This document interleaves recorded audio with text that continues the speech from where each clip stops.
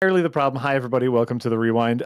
We had to, Eric, our producer, had to literally check us because we got too busy talking about Megalopolis to do the podcast about Megalopolis. Theories, and I'm like, okay, probably just do this live on air. We were like quizzing each other to see whether we had seen the same movie and also whether we could remember things that happened. Possible we didn't. I feel like there's different cuts of this movie out there. I remember like when Francis Ford Coppola released Twix, I believe. Yeah. He was live editing it in certain screenings. Yeah. Yeah, he was like a DJ in the corner of the room. So if a character got like a strong reaction, that character got a subplot. Whereas if a character got a cold reaction, he was like, well, you're out of the rest of the movie. But not a good way to make a movie, but a neat way to make a movie. No, I know somebody who saw like a New York screening of that and was like, I am glad I did it once. No. I never want to see a movie like that again. Fair. Fair. That is There's reasons. There's reasons we don't make movies like this. Exactly.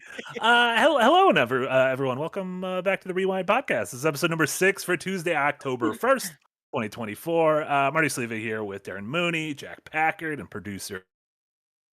As you can see, our big topic today is going to be Megalopolis, the new movie from the iconic Francis Ford Coppola with a star-studded cast that premiered earlier this summer at the Cannes Film Festival, where Darren was able to see it.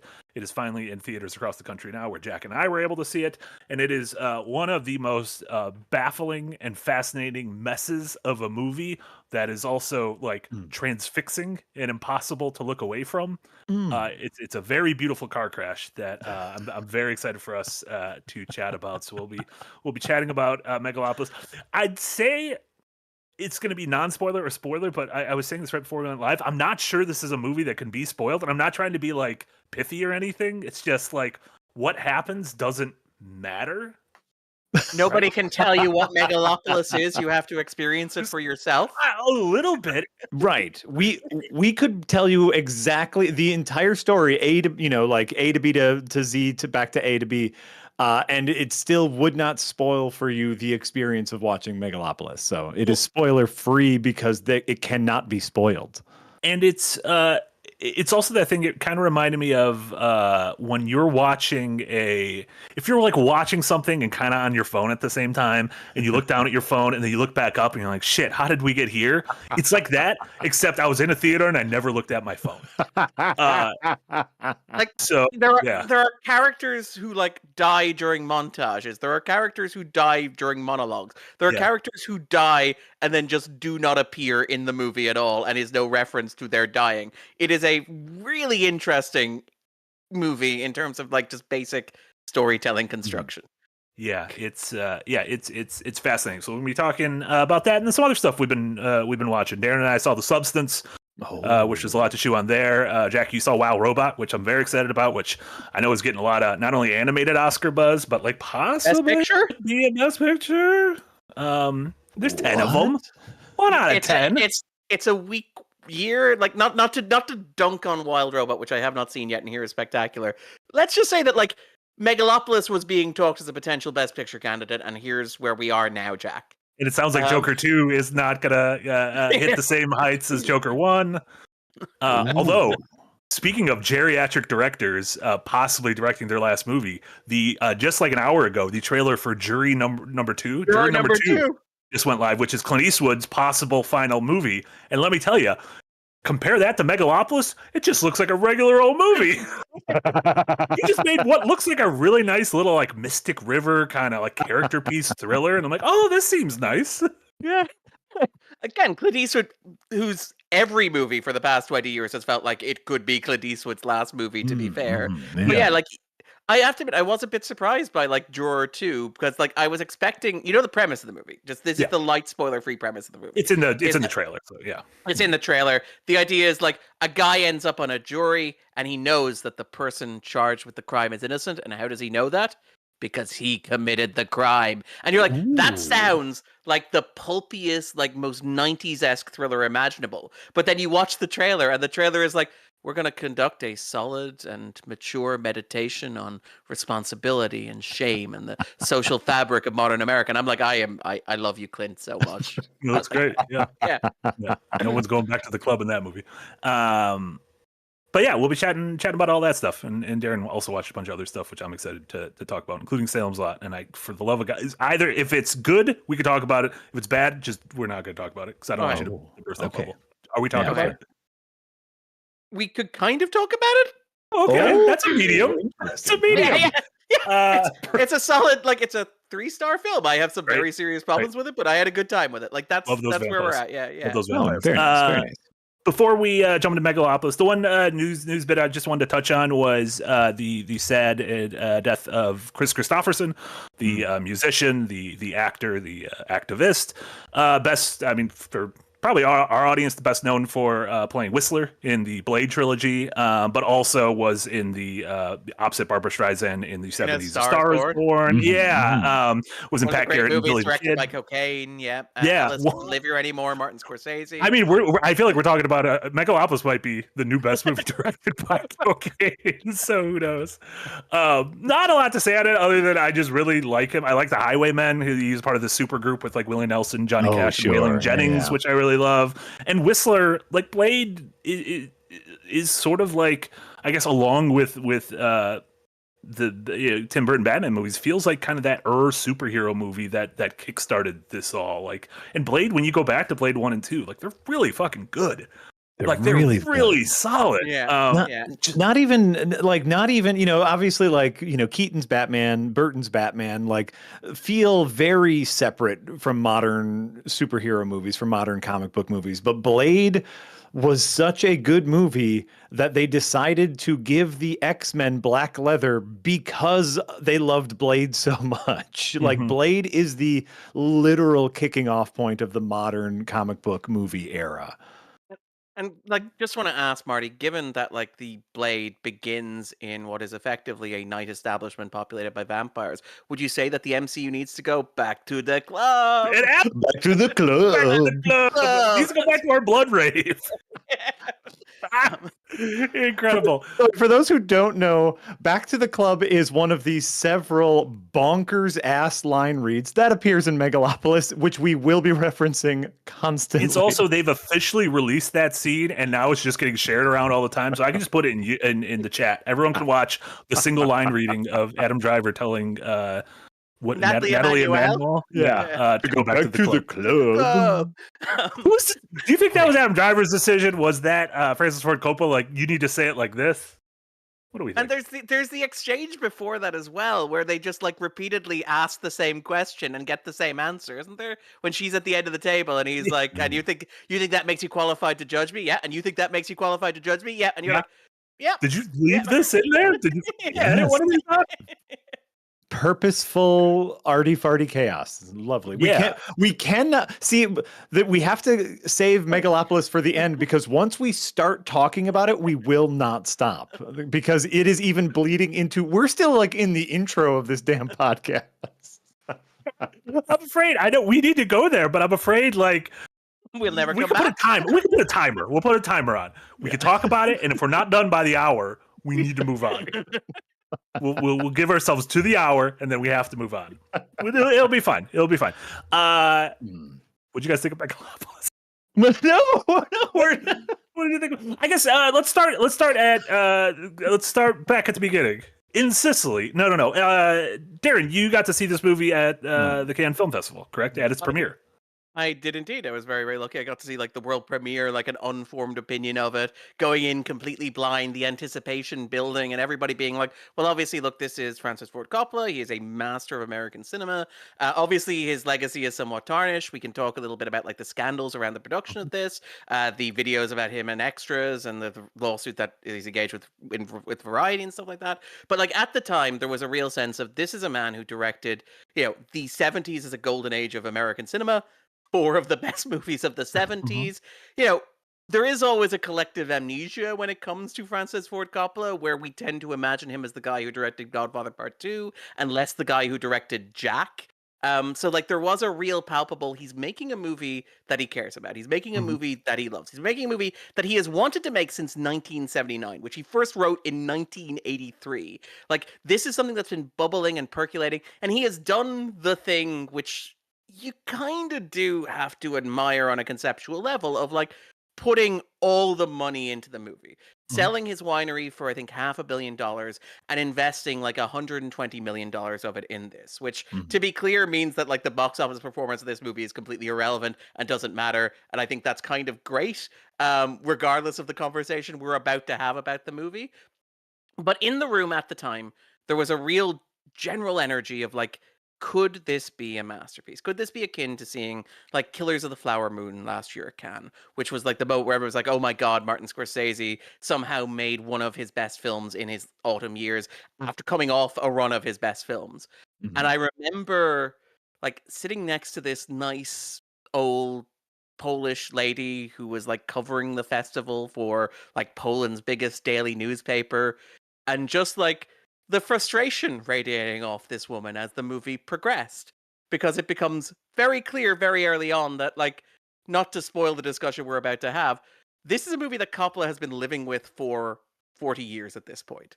He has written and rewritten this story countless times. He has gone back to the beginning and he's inserted new things, he's taken old stuff out and he's recast it. And so you have him kind of getting lost in his own creation, his own monster. To give an illustration of this, one of the central plots of this movie involves a Russian satellite falling to Earth, because he first wrote this during the late Cold War. Another point in the middle of the movie has an entire subplot that begins and then quickly disappears, involving like Britney Spears and the public scandal over her virginity in the early 2000s, because presumably Coppola was bashing away at the typewriter in the early 2000s and was like, it's in the movie. Yeah, they said it almost, again, like pre 9/11, it really got restarted and it was like, oh, this is actually going to happen. And then after 9/11, he's like, well, I got this whole plot point about the Russian satellite knocking over buildings in Manhattan. We can't do this. And so we just had to go on ice for another 20 years. But the Britney Spears stuff stays.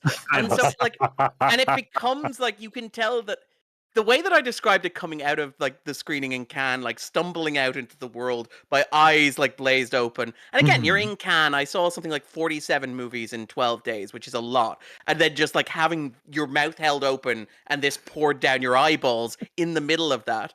And to be clear, just to preface this was not one of my favorite films of the festival. It was somewhere near the bottom of the films that I ranked when I saw at the festival. Sure. But I have thought about it a lot. And the way that I felt coming out of that room was like, it reminded me of, if you remember during the 1990s, you had that wave of Shakespeare adaptations like Romeo and Juliet by Baz Luhrmann, like Titus Andronicus by Julie Taymor, which was like, let's take these stories, move them from, Renaissance Italy or Roman Italy and put them in, Roman Italy, Darren says, or put them in like, New York or Los Angeles or wherever. And here, you could tell me that Shakespeare has a lost play called Megalopolis, and Francis Ford Coppola's Megalopolis is like the fifth major cinematic adaptation of Shakespeare's Megalopolis in the past 20 years. Because like I'm watching it and it really feels like, I feel like Coppola expects me to know what the plot of Megalopolis is, so he doesn't need to spend time explaining the plot of Megalopolis to me. So there are moments where characters just die, and it's meant to be, oh yeah, that's obviously where that character dies. Don't you know your Megalopolis lore? Yeah. You're also getting confused because for large stretches of the movie, larger than that should be, characters are just verbatim repeating Shakespeare. Yeah. Oh yeah, no, it's intentional. Yeah. Yes, like entire lines of dialogue are not dialogue. It is just quoting a Shakespeare play for seemingly no reason related to what is happening in the plot, but maybe there is some. We have no clue. It's gorgeous. Yeah, like it is insane. Like Coppola has lived with this movie for 40 years, and he's just poured his brains out onto film. Sorry, I have to let the dog out of the room. But yeah, sorry, you guys. Yeah, it's baffling because on one hand he gets an incredible ensemble cast, which is unsurprising considering he's Francis Ford Coppola. So of course when people are like, why would Adam Driver do this? And you're like, oh, why would Adam Driver want to work with one of the greatest American directors of all time on arguably his last movie? Why wouldn't he? And then you have Aubrey Plaza and Giancarlo Esposito, and you have Dustin Hoffman, who I thought was dead, if I'm going to be honest. I did not realize was alive. Right, and then you have John Voight, who probably is a little dead. And then still dead, and he's talking about his erection. He's just talking about his boner by the end of the movie. Oh, we will get to that, Marty. Like a major also plot the point in world's this smallest movie bow and arrow.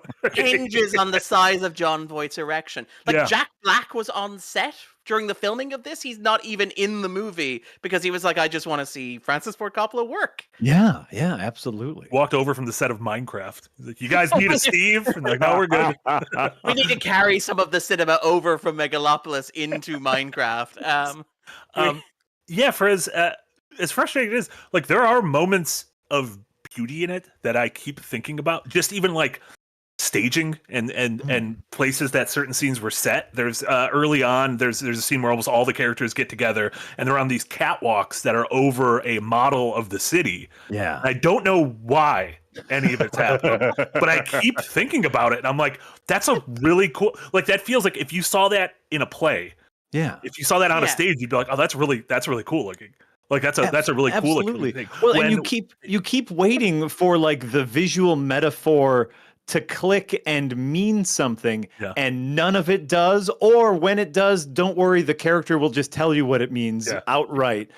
Because yes, like there are scenes like that. There are scenes in which they are on a theoretically floating clock, like in the clouds above the city. But then there are also like hanging girders next to the clock that they are using to walk on, which is gorgeous and meaningless, but also so full of meaning that the characters just tell you like, oh, we can stop time because stopping time is blah, blah, blah, blah, blah. This is art school fuckery, and I love it. Like it's Francis Ford Coppola going, I could have changed cinema, you fuckers, if you just let. Like this is the thing about the movie that I find complicated, because obviously Coppola is, and again, it's that contradiction between, you know, a great artist and maybe not a great guy, where Coppola, obviously there's the scandal around his abuse of the extras on set here. There's the whole ongoing thing is about Salva, the guy who directed the Jeepers Creepers movies, who Coppola defended. There's things like his hiring of like John Voight and like Shia LaBeouf, and like making Shia LaBeouf and making a point about hiring John Voight and Shia LaBeouf, and arguably I guess Justin Hoffman as well. Like there is this element of like Coppola being a grumpy 80-year-old man shaking his fist at the sky. And the entire, like, as Jack said, not a movie that does metaphors, not a movie that does subtext, not a movie that asks you to interpret it. Like, the role of a critic in talking about Megalopolis is largely redundant, because Megalopolis does all of its explaining for itself. But this is an 80-year-old Francis Ford Coppola going, I could have changed, well, first of all, I could have changed American cinema. But then you step back, it's like, wait, no, is he arguing he could have changed the course of human history? And it seems like he might be. And the funny thing is, like, I would argue he did change American cinema. Like he did. I would. Yeah. He's talking specifically about like the American Zoetrope stuff. Like there's that begrudgery thing again, the grudge that he's never let go of, the thing he's never recovered from, which is like he took the money that he made from Godfather 2 and from Apocalypse Now, and he put it into American Zoetrope, his company that was going to like do all this financing and funding of like creative projects from interesting directors, unburdened by the mechanics of capitalism and the studio system, and it obviously just imploded spectacularly in his face because it coincided with the collapse of New Hollywood and the studios consolidating into the modern blockbuster model that basically shut him out and destroyed him. And like, I get why he's angry about that, and I get why that anger is channeled into Megalopolis. And to be honest, if you direct The Godfather Part 2, The Conversation, and Apocalypse Now, you get the right to stand on a soapbox and say, I could have changed the world. But it is a weird experience to sit in a cinema for 2 hours and 20 minutes listening to an 80-year-old man make the Phantom Menace shouting, I could have made Utopia. But like, and that's part of that frustrating thing is like, I think it's not out of place to say he is a generation defining filmmaker. He had so much clout. Why didn't he? Like, sure, oh, the studios, whatever. You could have made any movie at any time, Francis Ford Coppola. Why are you so upset? It is shocking to me that this is what he is putting up there on his pedestal as his career-defining movement, his career-defining moment, when actors can't get line reads correct. Yeah. Well, Yeah, no, actors who Jack's not exaggerating, to be No. clear. There are clearly flubbed lines in the finished Yes. version of the movie. Sorry, Jack. And again, No. much like the Star Wars prequels, it's actors who we've seen incredible Be in good. other movies. So you're like, okay, this isn't because this actor is bad. You know, this is something else is going on here. And if it's purposeful, which maybe it is, I don't know what the purpose is. Like, I don't glean anything from that. Shocking. This is, as someone who, grew up around a lot of people going to film school, I have seen many senior theses in my time. Mhm. They are all garbage. They are all wankery.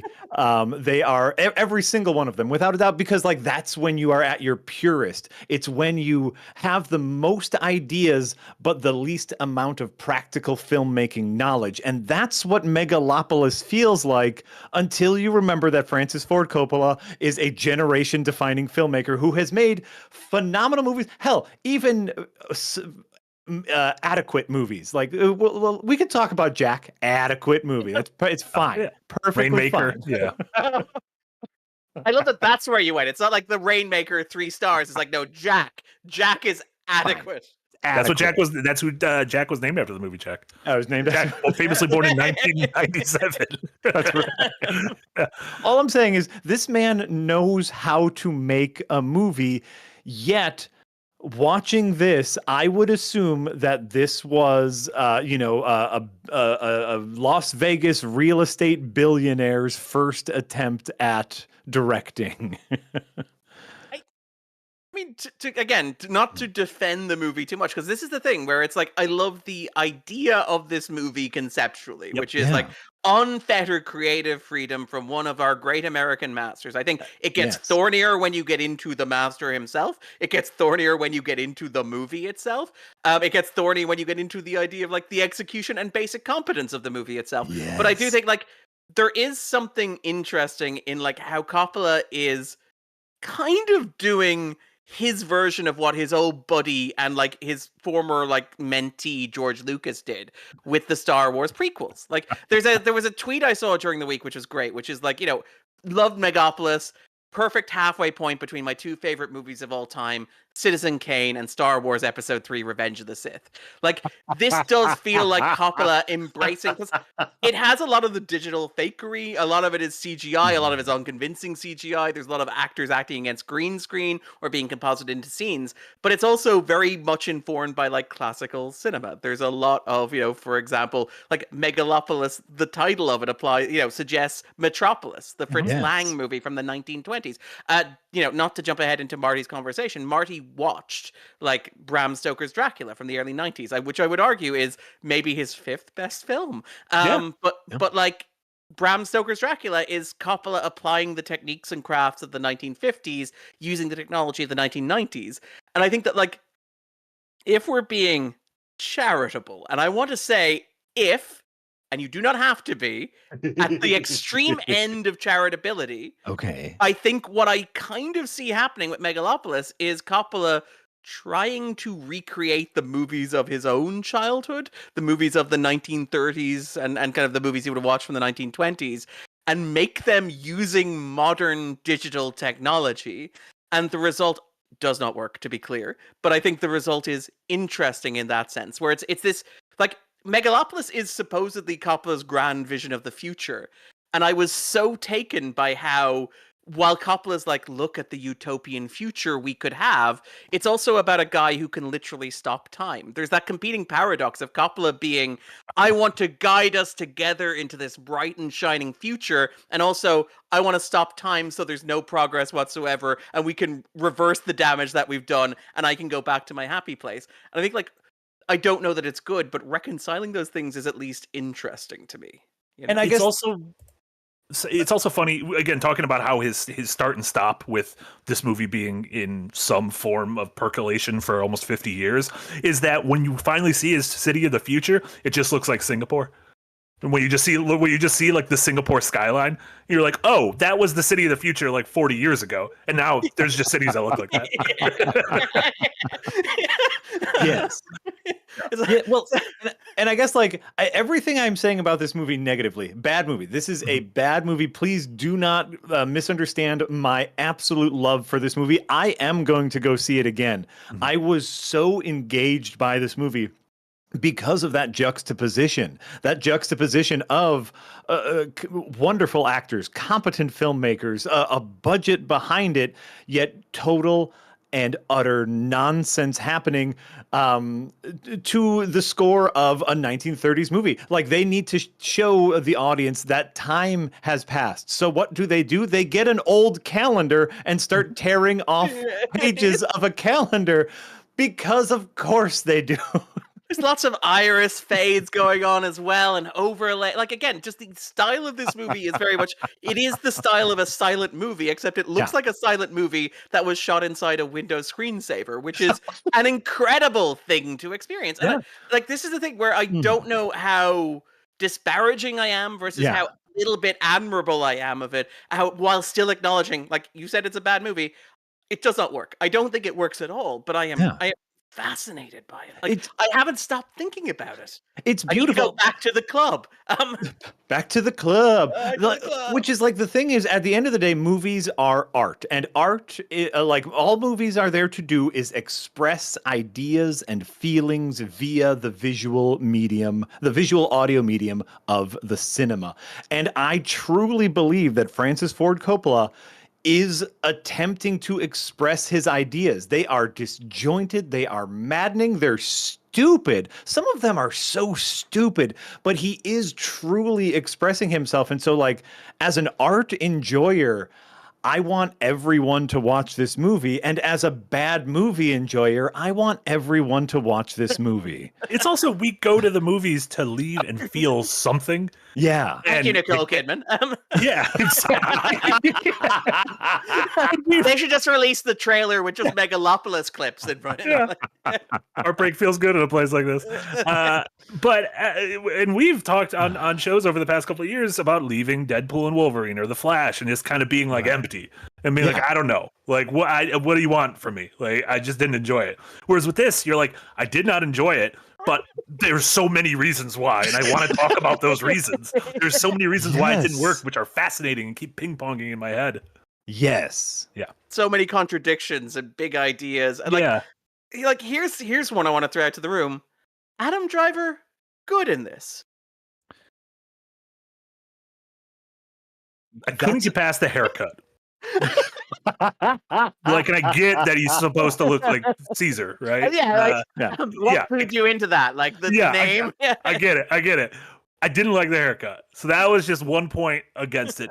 That being said, Adam Driver's physical presence, him being sort of as tall and just big and sort of just large as he is perfect for this role. If this role can have a perfect person. I think, like, you know, if you look at the other actors in this movie, they all feel slightly out of place. Like, even someone like Aubrey Plaza, who is like can like Wow Platinum, we should, like, Aubrey her name Plaza is Wow Platinum. That's the character's name. That is not a joke. That is the character's name. First name Wow, last name Platinum. Yes. Yeah. But as an actress, she can very seamlessly, you know, drama, comedy, anything in between. She can play those, high budget roles, low budget roles. And she is very good at playing with a straight face. Here, you could see that she wasn't quite comfortable. The same with a Shia LaBeouf, with any of the named actors, any actor literally. But then there's Adam Driver, who in a regular movie kind of feels out of place and disjointed. Here, I'm with you 100%, Darren. This was made for him, where he can roll right out of Shakespeare into saying, "You need to go back to the club," and it feels like, that's something Caesar Adam Driver would say. Yeah. Classic Caesar Catalina, am I right? Vintage. By the way, if they have a party, does that make it a Catalina wine mixer? Hey. The Catalina wine mixer. I know there was a lot of casting what ifs in this movie throughout the years, and at some point, Cate Blanchett, Oscar Isaac, Michelle Pfeiffer, and Zendaya were all like going to be in this movie. And I don't know, Zendaya, I'm assuming in the Natalie Emmanuel, yeah. Yeah, I believe Oscar Isaac in the Shia LaBeouf role. Which okay. I feel like that's an upgrade there. Yeah. Oh yeah. And Oscar Isaac is that character, which is great because every time I saw Shia LaBeouf, I'm like, "What's going on with your eyebrows?" That was a choice. That was a choice. Bring him back. But also, so Darren, when you saw it, this movie, one of the famous talking points is this movie has a scene where, in very limited screenings, there is an immersive experience at one moment. Did you get that immersive experience? This is one of those things where, like, you talk about it and it sounds like it is magical and wonderful, and it feels like Coppola is like pushing the boundary of cinema forward, and he is technically doing. It's as dumb as the live editing thing we talked about earlier. It is exactly as dumb as the live editing thing, which is. There is a point in the movie, and again, I don't know if this movie is spoilable, where like a Russian satellite possibly, this is one of the points of discussion we had before we went into this, which was what happens to the Russian satellite that hangs over the city for the first half of the movie? Mm-hmm. My reading of it was that it fell to Earth and it crashed, and then they remodeled the ground into like this city of the future, much like the Memorial Park for 9/11. Jack was like, wait, was it maybe just a vision of what would happen, and he was trying to clear the area? No, I believe it did actually happen later in the movie. So I do have a bit of a superpower where I know what's happening during any movie at any time. Later in the movie, so Adam Driver has the power to You are an editor, Jack. Yes. Adam Driver, Caesar Catalina, has the power to stop time sometimes for no given reason. And some people's time doesn't stop because they love each other or some other reason. It doesn't matter. Or you're a baby. Or you're a baby. So later in the movie, after the satellite crashes and creates a little crater, creating actually the area that Caesar Catalina is going to build Megalopolis in, he lets the audience know that he actually has the power to see the future, where he says, time, well, it's not time stop, time show me the future. And in the future, he sees the satellite crashing. So then if you go back to the beginning of the movie, where he is clearing the area for Megalopolis, all the people are upset at him because he cleared them out of their homes. But was he actually saving their lives? Which was Francis Ford Coppola saying, I know the future. Why didn't you trust me to make my movies in the future? Oh, so you think that opening scene... Good. Gentrification superpower is what that opening scene where they demolish the building, like in a controlled demolition, then everyone starts coughing, and I'm like, this isn't good. All of asbestos in that Should they have worn masks? I think that was him saying, like, oh yeah, in the end, it was for your own good I saved your lives. But to bring it back to the immersive experience, what happens after that moment, there is a press conference. Yeah. And what happened in the version of the movie I saw, and this was the sticking point for Coppola in terms of getting distribution, which I love, because he wanted like a distributor who was going to pick up this movie to pay for this to happen in every screening of Megalopolis. But anyway, so he's at the press conference. The screen narrows down. It's a really tight close-up on Adam Driver's face. The screen kind of like is mostly black. And then a guy with a microphone stand walks down the center of the cinema, down the center aisle, plants it in front of the screen, and proceeds to read awkwardly from a cue card asking a question, to which Adam Driver on the screen responds. So it basically becomes like a theater experience for a single line. I want to be absolutely clear. One single line of the movie becomes a live theater experience. Now, Coppola has said he originally wanted to work with Amazon to do an AI-generated thing where, like, in your home, you could ask your remote a question, and Caesar Catalina would come up with the most appropriate of one of 20 answers to you. And obviously that was not a runner. Yes. Now the line is just dubbed in most versions of the movie, but you can pay a premium and go see it in IMAX and get the full immersive experience of Megalopolis, with full doing a lot of heavy lifting there, I think. But it is fascinating because it is like the live editing, a thing where you can see Coppola having this big idea of like, I am going to push the medium forward. I'm going to do something nobody's ever seen before. But because it's born of so much compromise, it ends up being a single line that you could easily cut from the movie or dub over into the movie, and it would make no difference whatsoever. Yeah, and except if you just see it normally, it again, like the frame like gets smaller and smaller, and there's tiny Adam Driver, and a guy asks him a question and he answers it, And if you don't know that that's what it originally was, you're just gonna be like, well, why did they make that choice? That was weird. Like, why for that one scene did he get tiny and then he gets big again? Marty, that choice is no stranger than any other choice made during the movie. Like, I saw this yesterday. I saw this on a Monday afternoon, Monday at noon at my local Megaplex with 5 other people in the Megaplex with 5 other people in the theater, 3 of which walked out midway through at a Monday noon showing, which I fucking loved. It was just me and a lovely couple sitting in front of me who I think fell asleep during the movie, but it doesn't matter. But I love the concept of seeing, like, there are 5 people at the Monday noon showing, and we've hired this actor who has 1 line to read. But the funny thing is, it wouldn't even be an actor. It would just be like a 17-year-old kid working at the theater.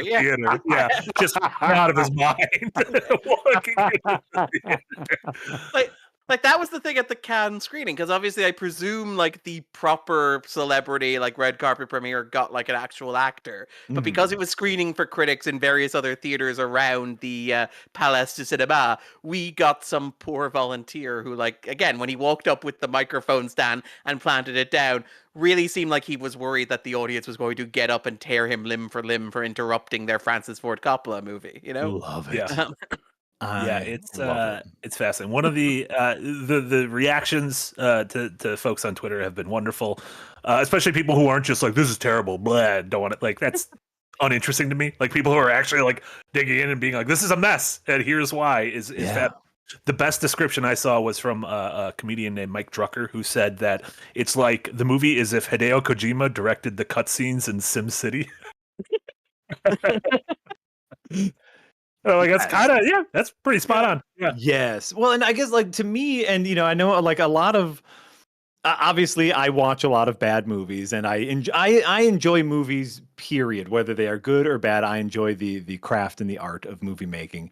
And I would much rather see a movie like Megalopolis in which there is heart, and the heart is crusted over, and it is full of cholesterol, and it is ugly, and it's bad. It's bad and it's terrible, but there is heart. They are attempting to say something rather than 1,000 Deadpool Wolverines, in which the corporate churn has just taken over. This is my churn. It looks like I'm rowing a boat, but I'm thinking of a meat grinder, like a big meat grinder. I was gonna say, it looks more like a crank than a churn. I guess I'm thinking of a butter churn. You're thinking of a butter churn, but that's this, and I can't do that on video. Oh, you did. You just did, if I'm gonna be honest. Marty, the crank is the guy who directed the movie. What I will say about, like, the discourse around this movie, and it's very similar to what I will say about the discourse around Horizon, which is also not a great movie. Ironically, hot take, I think Horizon Part 1 is better than, like, this movie. Oh, wow. I know, crazy hot take. I think both are, like, fine at the absolute maximum. But, like, the idea that the reaction to this is like, well, you know, it's great that these movies are flopping, and it's like, I would like to live in a world where these movies could flop and it would just be fine. Like, where, you know, somebody like, okay, take away Coppola, forget Coppola because of all the baggage Coppola has. Somebody like Costner, who is like put in his hours on Yellowstone. He's your dad's favorite actor. He's done the time. He's made movies that have won the Best Picture Oscar. Like, he wants to make a Western, and it only costs, what, $50 million? That should not be like a make or break moment for modern cinema. Yeah. That should just be like some studio executive reaching into their pockets and going, yeah, we found some loose change. And yeah, if we don't make money back on that, don't worry. Drawer number 2 only cost $20 million to make, and that's going to make at least 50, you know? Yeah. Like it is kind of a little bit disheartening that, like, this movie, which I think is a folly in every sense of the word, to be clear, I think it is interesting and fascinating. I think that there's a lot to talk about. I think there are elements of this that I love and admire. There are elements that I have difficulty with that I keep turning over in my head. But I do think it is a folly, to be clear. But I also, like, don't like that this has become a grand statement for the state of modern cinema, where this movie bombing is somehow relevant or matters or is worth talking about. Where, like, Coppola didn't invest that money to get it back. If Coppola wanted to get that money back, he would have invested the full $500 million. This is just I got nowhere to take it after I'm going, you know? Like the Kevin Costner line about is it Horizon, which is like my kids will maybe have to have jobs. Like that's the end consequence of this. That Right. maybe my kids will have to work for a living at some point. Probably in a nice like Ivy League firm for 6-figure salaries. But look, I'm not dad of the year. I'm going to accept that. Mhm. I find it really frustrating that like these movies have become it's great that they're failing for some reason as opposed to like there should be 5 or 6 or 7 of these a year and some of them will Agreed. fail and some of them will work, you know? Absolutely. Yeah. So what sort of the zooming out a little bit, like what are some comparable movies to this? Not in terms of like even the I guess maybe in terms of the story, but just in terms of like this feeling we have where you're like, what was this? Like, this is a mess, but a fascinating mess. Because the movie I kept thinking of throughout the whole thing was Richard Kelly's Southland Tales. Like, it feels so much like Southland Tales to me, which It does, that kind but, of like- put Richard Kelly in director jail for the rest of his career. To be fair, like it isn't just that because he did go on. He did movies after that. Like he did the Yeah. box after that. Oh yeah, if I the remember box. correctly. Yeah. Yeah, like I mean, Coppola obviously needs to go and make his version of the Yeah. box, which will be about like Frank Langella being like, "I designed a box and you guys didn't respect it. The box could have changed the world." And he's definitely going to keep Frank Langella. No need for a recast there from old Yeah. Francis. Yeah. But like the thing about Southland Tales is interesting as a counterpoint because like Southland Tales is a movie that feels so perfectly of its moment, right down to the casting of The Rock and Sarah Michelle Gellar and Sean William Scott. Like it is the pulse of like America in that moment, almost to its detriment. Like Justin Timberlake is a major supporting character in this movie, whereas Megalopolis is like weirdly That picture of the Rock with a gun to his head in front of the American flag. pimps don't commit suicide, Yeah. Marty. What do I know? Like, and I do wonder, like, and I will. The difference between I think Megalopolis and Southland Tales is I would make a full-throated argument for Southland Tales. I don't think I would for Megalopolis. Megalopolis needs the graphic novel tie-ins. That's what it needs. That's it, yeah. That's what ties And- everything together. Chapters 1 and 2 of the 3-part story, of which the film that you're seeing is the third. What was the Rock say? Boxer Santaro or something? Ooh. Boxer Santaro. Yeah. Like I would compare Megalopolis to the way I felt watching movies before I was ready to understand them. Like as a movie person, you watch A Clockwork Orange a little too young and you don't quite get it, but you feel like, wait a minute, this is stupid, but oh, does it mean something? And so it makes you feel like you watch your first David Lynch film and you're just like, none of this makes sense. What is going on? Obviously, now I'm old enough to understand that what Coppola is doing here is stupid. But it makes me feel like I just don't get it. I don't think that's the thing is it's not like it's a pretty good point of like those movies where it's like, ooh, this is kind of dense for a 12-year-old or whatever. Yeah. Whereas I just don't. Is there an explanation to all of this? Like, I would love to like read or watch a video essay that's really like, oh, here's the meaning behind all of this, and I'm just not sure there is. There doesn't have to be. Like, David Lynch is a perfect example of his things don't have meaning behind a lot of it, and that's fine. I think the meaning of it, like to Jack's point, this is not a movie that has subtext. This is a movie about a guy who's like missing his wife, who is a key creative collaborator. We haven't even gotten to like talking about like the part of Megalopolis, which is that Caesar is a grieving widower who also possibly like harvested his wife's DNA to make the magic building material that has turned it into the defining architect of New Rome. By the way, the architects in New Rome are like celebrities and politicians all rolled into one, and also there's a whole Randian subtext we haven't gotten into. But like, that's right. They're getting Fountainhead up in this bullshit because like really like the plot of the movie is it okay to have a new wife? That's like basically which is stupid. I like the idea of Megalopolis, a fable, : is it okay to have a new wife? like that is Coppola. Like that is the stuff that Coppola's work. It's so precisely and personally Coppola, because obviously Eleanor was this hugely influential creative person, and obviously she died like after the movie had been in production. But I think died, you know, in April, I think. yeah, she died right before the Cannes premiere of it. But I think like as you're getting older, and we don't know. I don't know the particulars of how she died. I don't know whether it was an illness or whether it was long term. But you are thinking about like, what is life after my partner? Yeah. Hell, that is arguably all that Christopher Nolan thinks about in his movies. What if my wife died? Wouldn't that be terrible?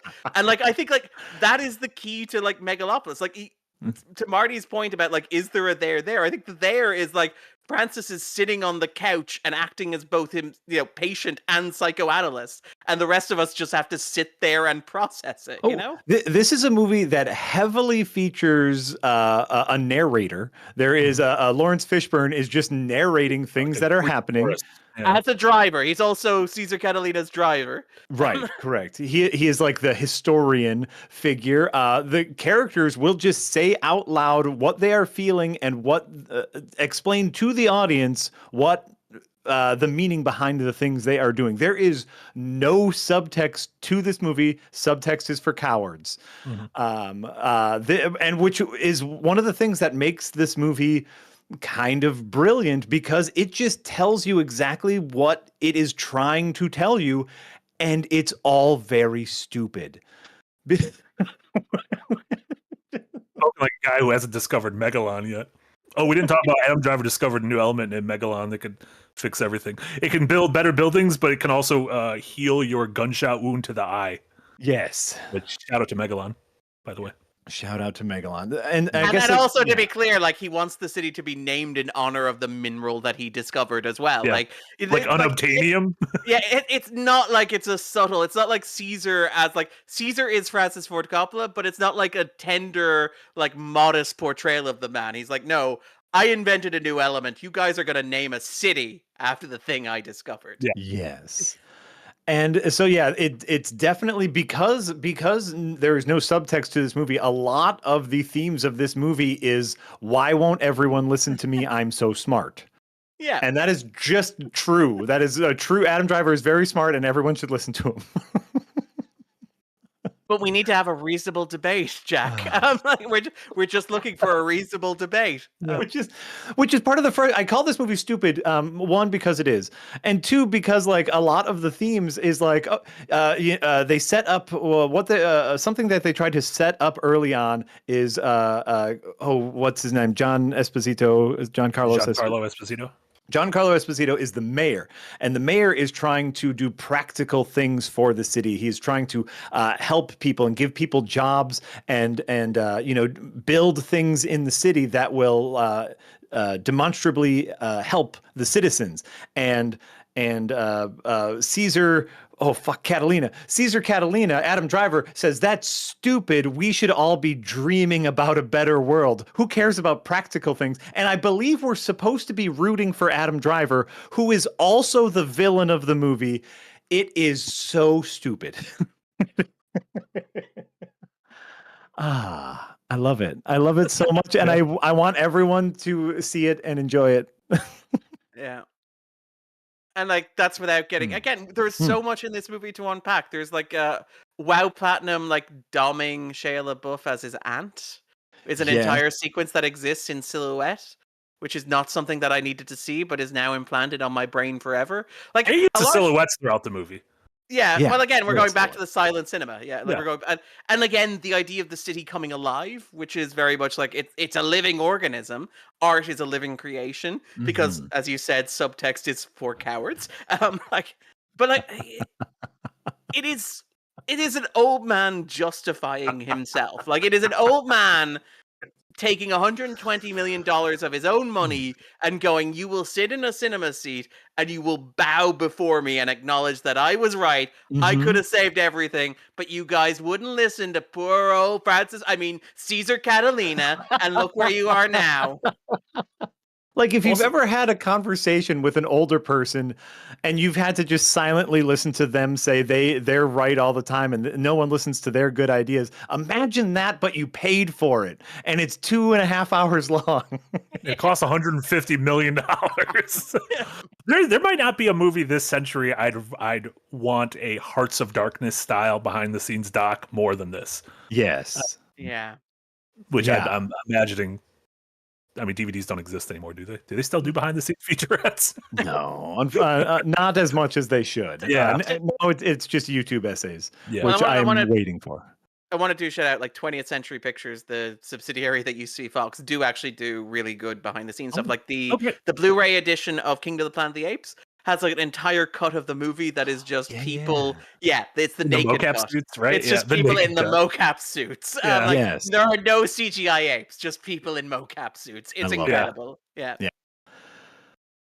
So yeah, I guess like this feels like a wrap up point because we could keep talking about the insane plot points, but at the end of the day, for me, Megalopolis is art. It is pure art. It's that you go to an art museum and you see that piece of modern art that you are sure means something, but it's like a projection of a face on a baby doll with a chair on top of its head. This is a real piece of art at the Milwaukee Art Museum, by the way. There's a projection of a face on a baby doll, and the doll has a chair on its head, and the face says stuff like purple, hatred, orange. Back to the club. Back to the head actually shakes for that one. Like the Back to the Eric. Oh, wow, found it! How did you do that? Eric, you goddamn magician! That is an actual piece of art at the Milwaukee Art Museum. And That's you terrifying. you see a piece of modern art like that, and you go, "Wow, someone is trying to express an idea. It's stupid, but great, good for them." And that's Megalopolis. Enjoy it. Go see it. You will have an experience. You will definitely see a movie. I like it will definitely. Oh yes. wow! It looks like you'll. It's blinking. Yes, there's a face projected on the doll. It looks like it's in pain. Yes, that's part of the art. Is it okay? Has anyone ever tried removing the chair so that the guy doesn't have a chair on his head? They really Maybe for discourage you the from better doing part of a decade, everyone in Milwaukee's just been a bunch of assholes not helping out their neighbor, their little robot. That's the point of the art exhibition. That's the point of the art. See someone on the ground and they have a chair on their head, help them up. Incredible. Yeah, Megalopolis.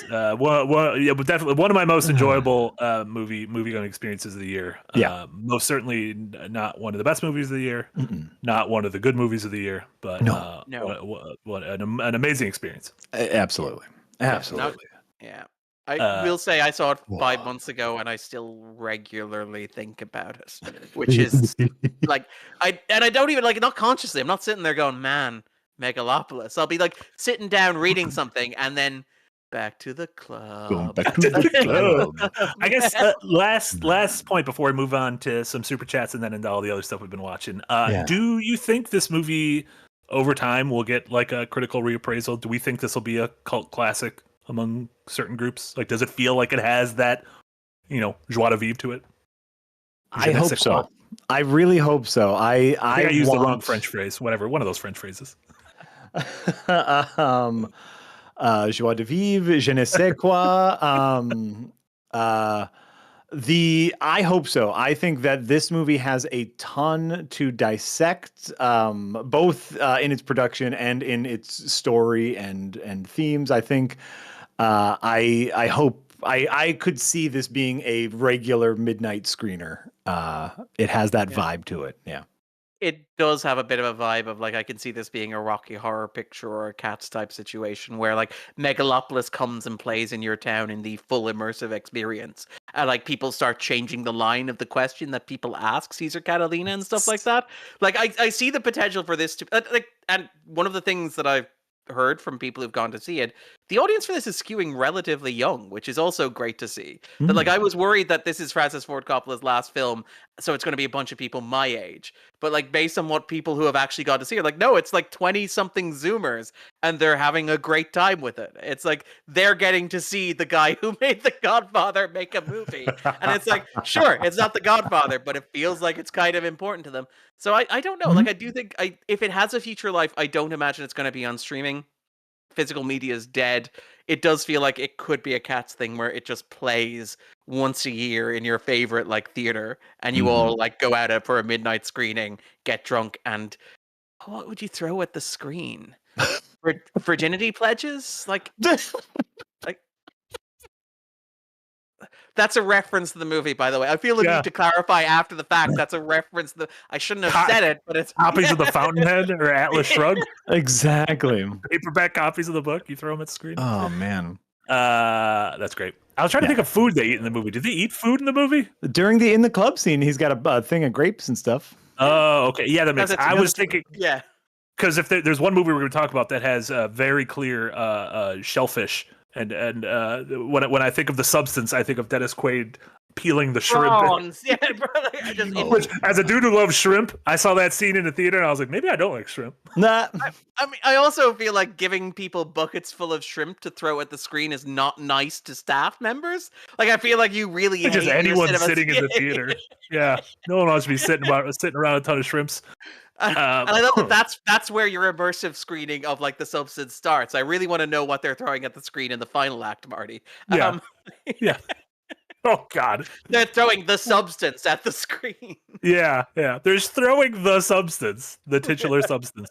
Oh well, you know what it will be? It'll be like the little suction cup bow and arrows during John Voight's boner scene. Right, that's during the erection scene. You're right. Yeah. Like really cute small bow and arrows. I like that. Yeah. Boner arrows. Boner arrows. Boner arrows. I love a boner arrow. Okay, before we start talking about the rest of the stuff we watched, a couple super chats. Rexelius with a $5 dono. Appreciate you, Rexelius. Darren, wife is starting a new career. We want to have kids. We might move to a new state. Today's episode was the hit existential dread I needed. I believe referring to your backdrop. Oh. Yes. So huge shout out again to Omar just on the edit on that. Yeah. I had a really bad head cold last week, and I was like, the Thunderbolts trailer has a weird like, what are we even doing vibe to it. Like it's a movie about superhero teams, but also the overriding narration is I have no sense of purpose. I am lost. I am empty inside. I do not feel fulfilled. And I was like, this is a weird vibe for a superhero movie. And then I was like, wait, but this has also been the vibe of not only so many Marvel projects recently, but like the third season of Chucky, the first season of Knuckles, the movie Barbie. And I was like, so let's unpack that. What's going on in mainstream culture? You guys okay in there? Like, you guys want to talk about it? And it's like myself and Omar doing this. We're like, yeah, there's just so much of this. There's just so much pop culture, which is like, remember the thing that you loved as a teenager that was kind of innocent and fun and accessible, and just like joie de vivre, a call to adventure. You go out into the world and you find yourself. Well, now we're making the version of that where instead of going out into the world to find yourself, you're working at a used car dealership going, oh, I've wasted my life. Why am I even doing this? Well, this is the inevitable path we've been on since I'm going to use Darren's turn here of cultural fracking, which is like finally the bottom's falling out a little bit and we go, oh, we've used all the things we love. No, those are our things. Yeah, I do think I don't hammer it as hard as I could in the video because the video doesn't last like an hour, but like there is an element of it being like, why amn't I happy anymore? Why doesn't this thing bring me joy? This used to spark joy, but it doesn't anymore. What is up with that? And you could, if you want. I love that Jack's commitment to the bit. Yeah. But I do think you could look at it and you could go, well, I used to love the Marvel movies. Now they feel like an obligation to me. Why is that? And the answer is probably because you were 15 when they started and you're 31 now. But it's easier for you to look at the movies and go, no, why don't the movies ask what their problem is? And I'm like, Absolutely. I love that. Mhm. Lampy with a 5-pound dono. Thank you so much, Lampy. What made more sense to you, Marty? Megalopolis or the Hideo Kojima Death Stranding 2 event at TGS? This weekend, Hideo Kojima had a little 90-minute presentation on Death Stranding 2 at the Tokyo Game Show. I watched it live, and it turns out it was not translated or subtitled. So it was just 90 minutes in Japanese. Nicholas Winding Refn Winding came out at one point, and that was the only English of the entire thing, and he spoke about 4 words. And so I was like, oh, I know those words. And then he left. I was like, oh, we're back to Japanese without any translation.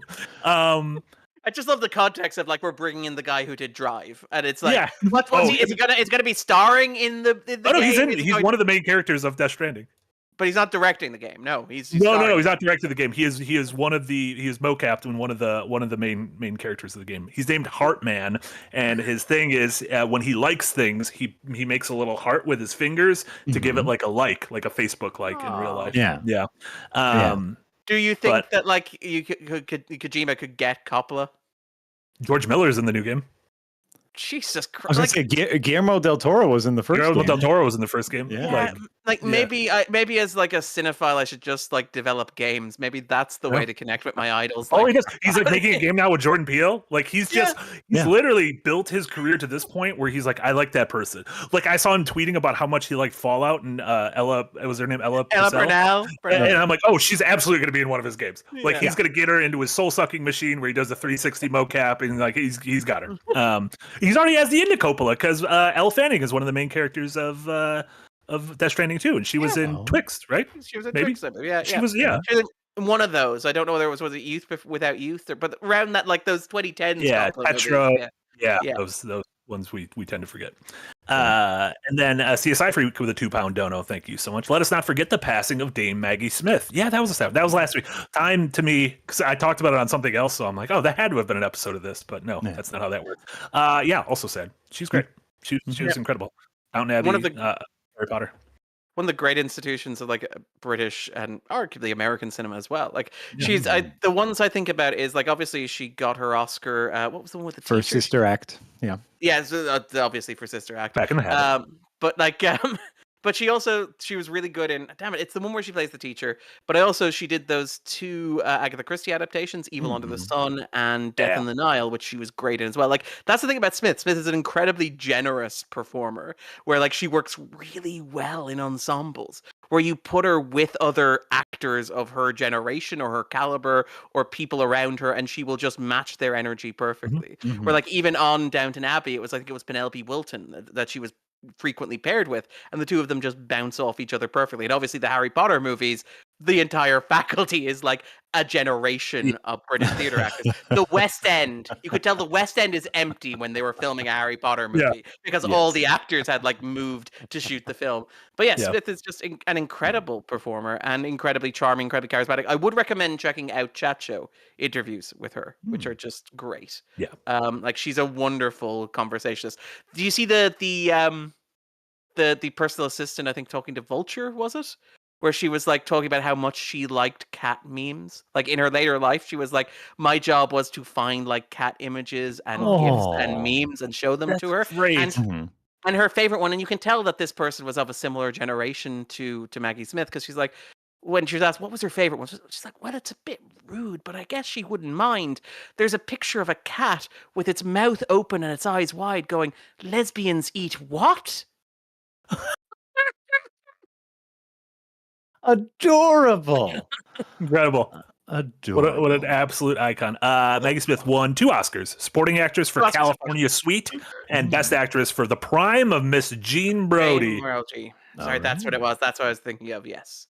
I'm going to be honest.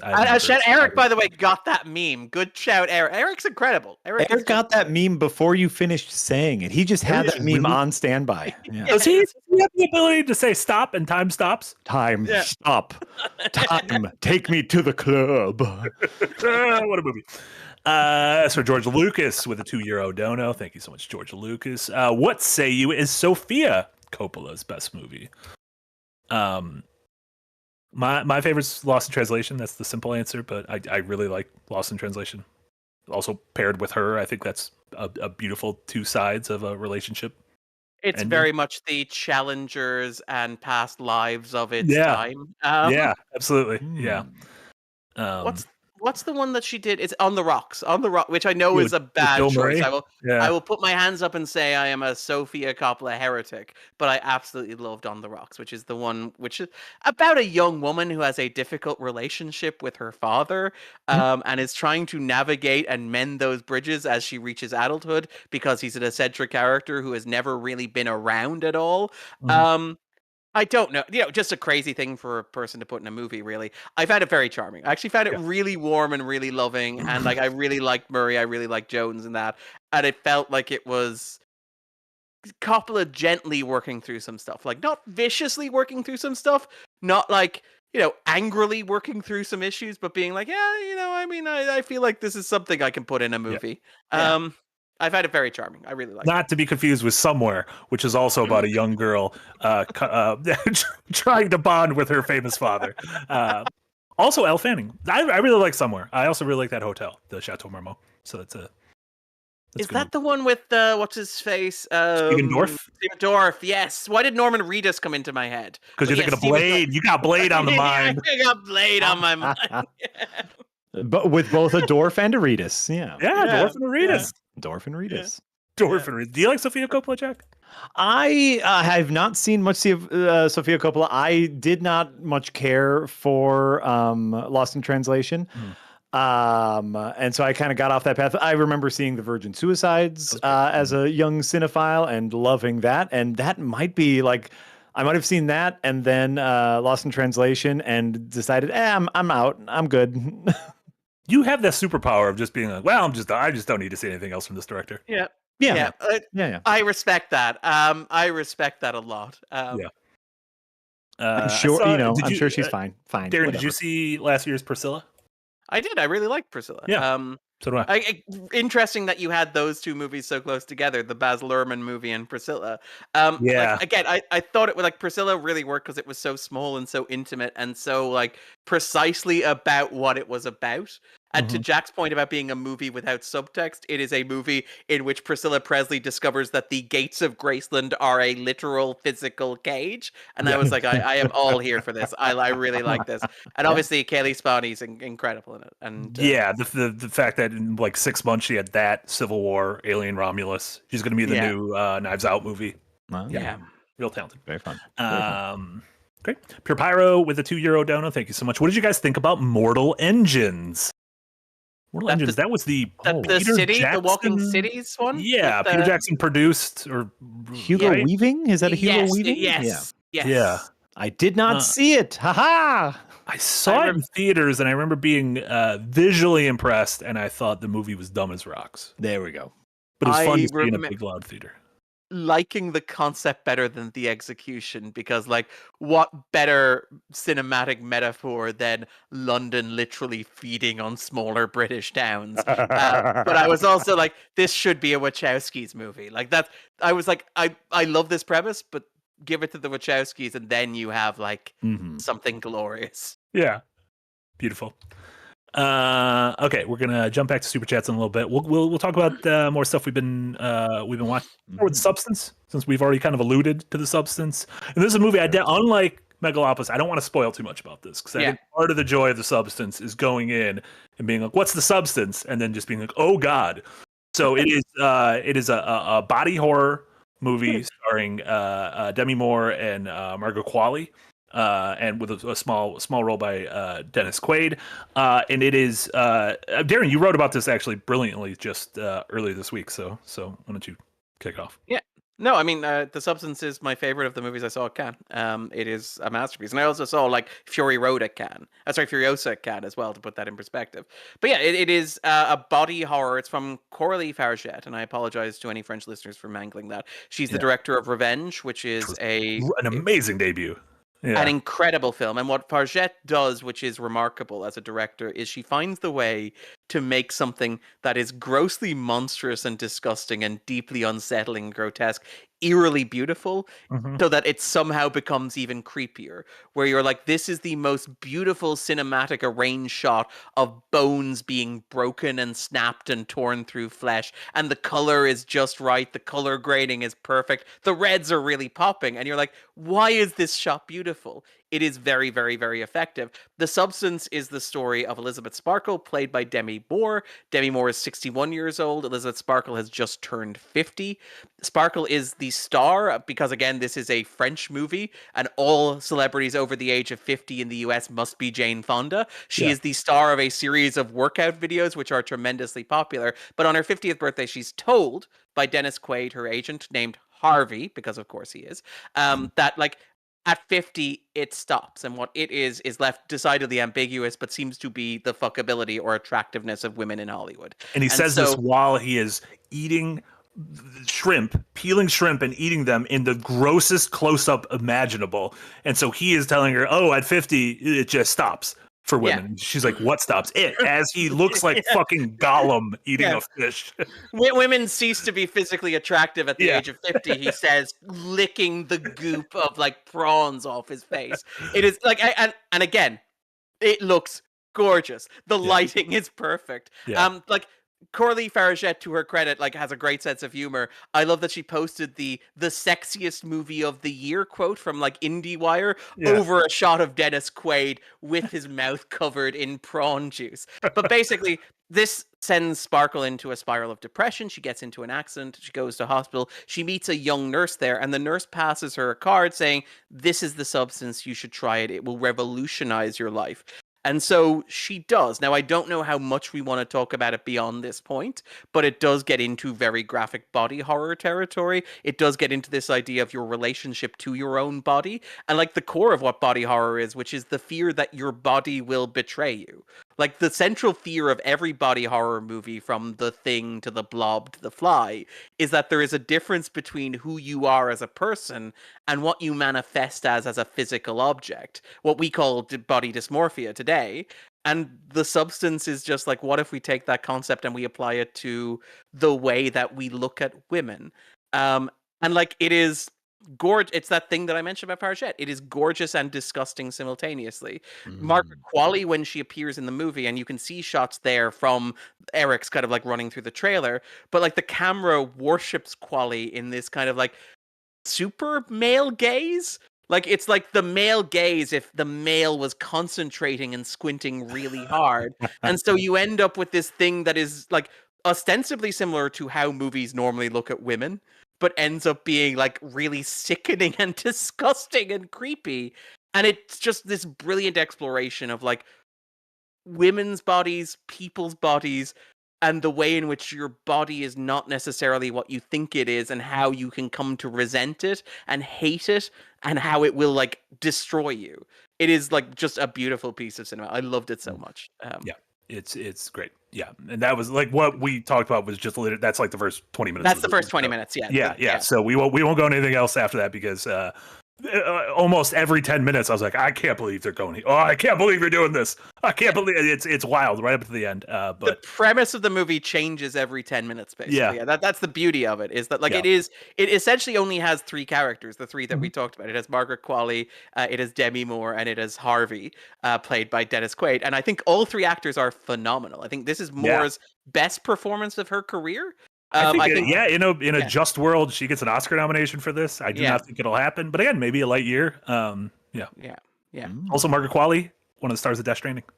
Yeah, and again, Qualley doing just good work. Like, Qualley was in two of the best movies I saw at Cannes. She was in this, and she was in Kinds of Kindness. Yeah. And they're not showy roles. Like, this is the thing, where she is a Nepo baby. She's the daughter of Andy McDowell, but she's putting in the work. Where like Margaret Qualley is not the star of The Substance. If I didn't tell you that Margaret Qualley was in it and Eric wasn't showing you her face, you wouldn't know that she was in it, because it's been built understandably around Demi Moore.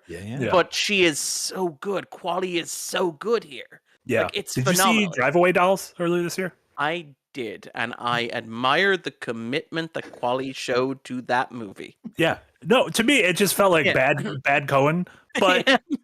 Cohen is like pizza, to where I'm like, oh, it's Yeah, no, I Cohen.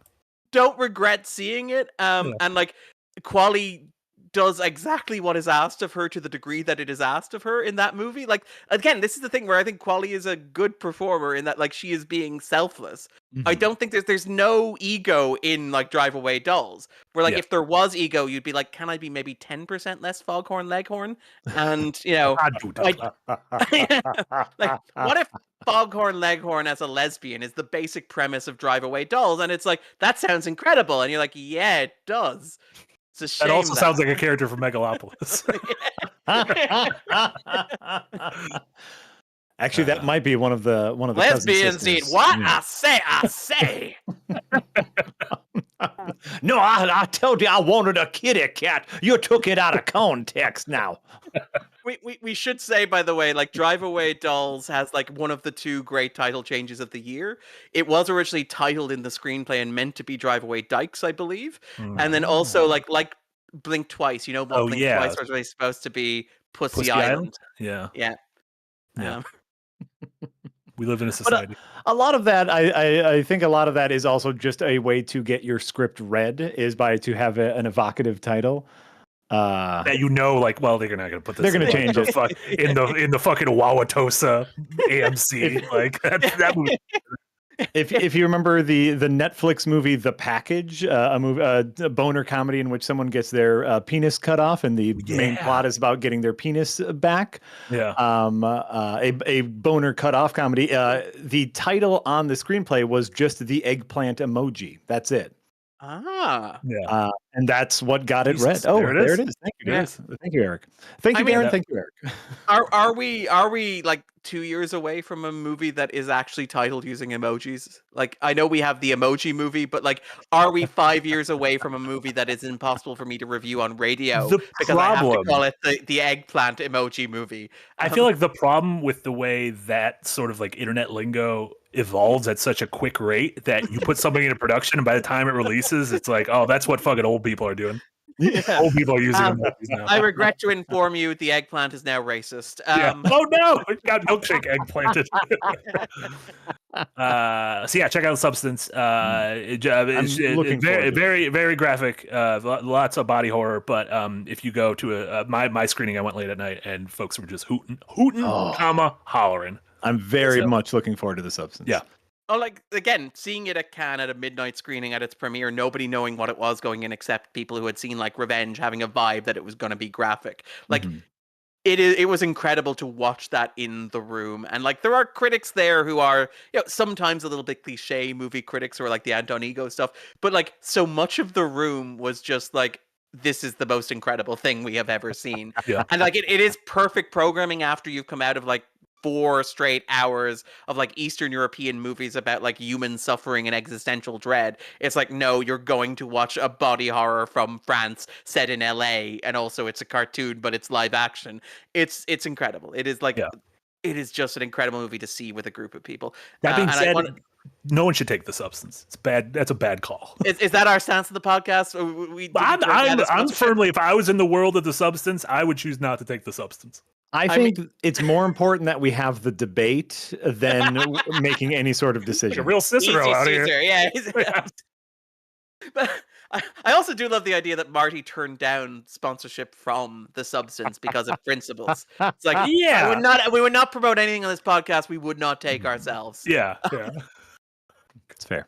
Yeah. Very fair. The other bit, Jack, I believe you're the only one who saw Wow Robot, and I want to talk about that just because I'm really excited to see that.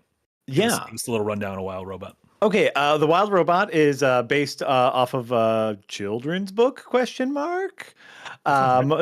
off of a book, and it is a family-friendly movie about a robot who, ends up in the wild without any human interference and ends up kind of, going native with the animals there as they have to help a young gosling fly, is the basic story of it. Absolutely gorgeous animation. Now, this is when you said that this was on the shortlist for Best Picture, and then you said it's a slow year. It made sense because to me, the animation is gorgeous. The story is fine, if not utterly and criminally pandering. There, now I am a parent, and as a parent who worked from home, I took on most of the childcare responsibility. But the way this movie panders to the mother, like it's one of those like bumper stickers that's like, if your minivan isn't full of puke, are you even a mom? Like those Facebook Why was that posts. the redneck voice? You might you're be a mini- mother. Yeah. I even a wow robot. Yeah. Unless your soccer practice has 18 pair of cleats and 2 of them have poop stains, are you even a mom? It's one of those like You're I see not cleaning up prawn after Dennis Quaid. Are you even a mom? and everybody has those people in their lives who are like new parents and are just like, this is exhausting. People think working construction is hard. Oh, try being a parent. And it's pandering to the point of me rolling my eyes really hard during the movie, as a lot of the dialogue is just between 2 mother characters going, ain't life rough? So to me, it was very eye-rolly, but the story's lovely. The mother, a couple seats down, going to see this movie with their children, and I saw it with my children too. But the mother going to see it with their younger children was audibly sobbing through almost the entirety of the movie. Amazing. Yes. That's incredible. Love that so much. Yeah, yes. This is written and directed by Chris Sanders, who previously wrote and directed Lilo and Stitch, How to Train Your Dragon. Was like one of the showrunners of Muppet Babies. Oh, yeah. Which honestly, shout out to Muppet Babies. Yeah, and this is also I'm open to being proven wrong by the chat. I'm not entirely up to date on Wild Robot because it doesn't open here for another couple of months. But like, it is also the last of the current wave of DreamWorks productions, if I'm not mistaken. DreamWorks underwent like massive layoffs, and I think have moved overseas and stuff like that. So this is seen as a last hurrah, possibly for the studio as it once existed. I may be wrong. Or on that, just all Shrek all the time. No, and I mean, honestly, it's probably just going to go all Shrek. I mean, the Shrek 5 is in development, right? Yeah, yeah, and so it's like it's a gorgeous movie. I really like this art style. Very similar to the Puss in Boots, Spider. If we want to call it the Spider-Verse style, where it's definitely not realistic. It's hyper realistic, and they're really leaning into a lot of the animation forward elements. So it's gorgeous to look at. It is like, it's emotionally manipulative in a way that's a little too obvious for me. And I say that as someone who loves schmaltz, like Mr. Holland's Opus, unironically one of my favorite films because of the high degree of schmaltz. This took it a little too far, in my opinion, but still definitely worth a watch, especially if you're just in the mood to think about all the work your parents did and how much work it takes you as a parent to raise your child, and you have to let them go eventually. Yeah. Oh, happening.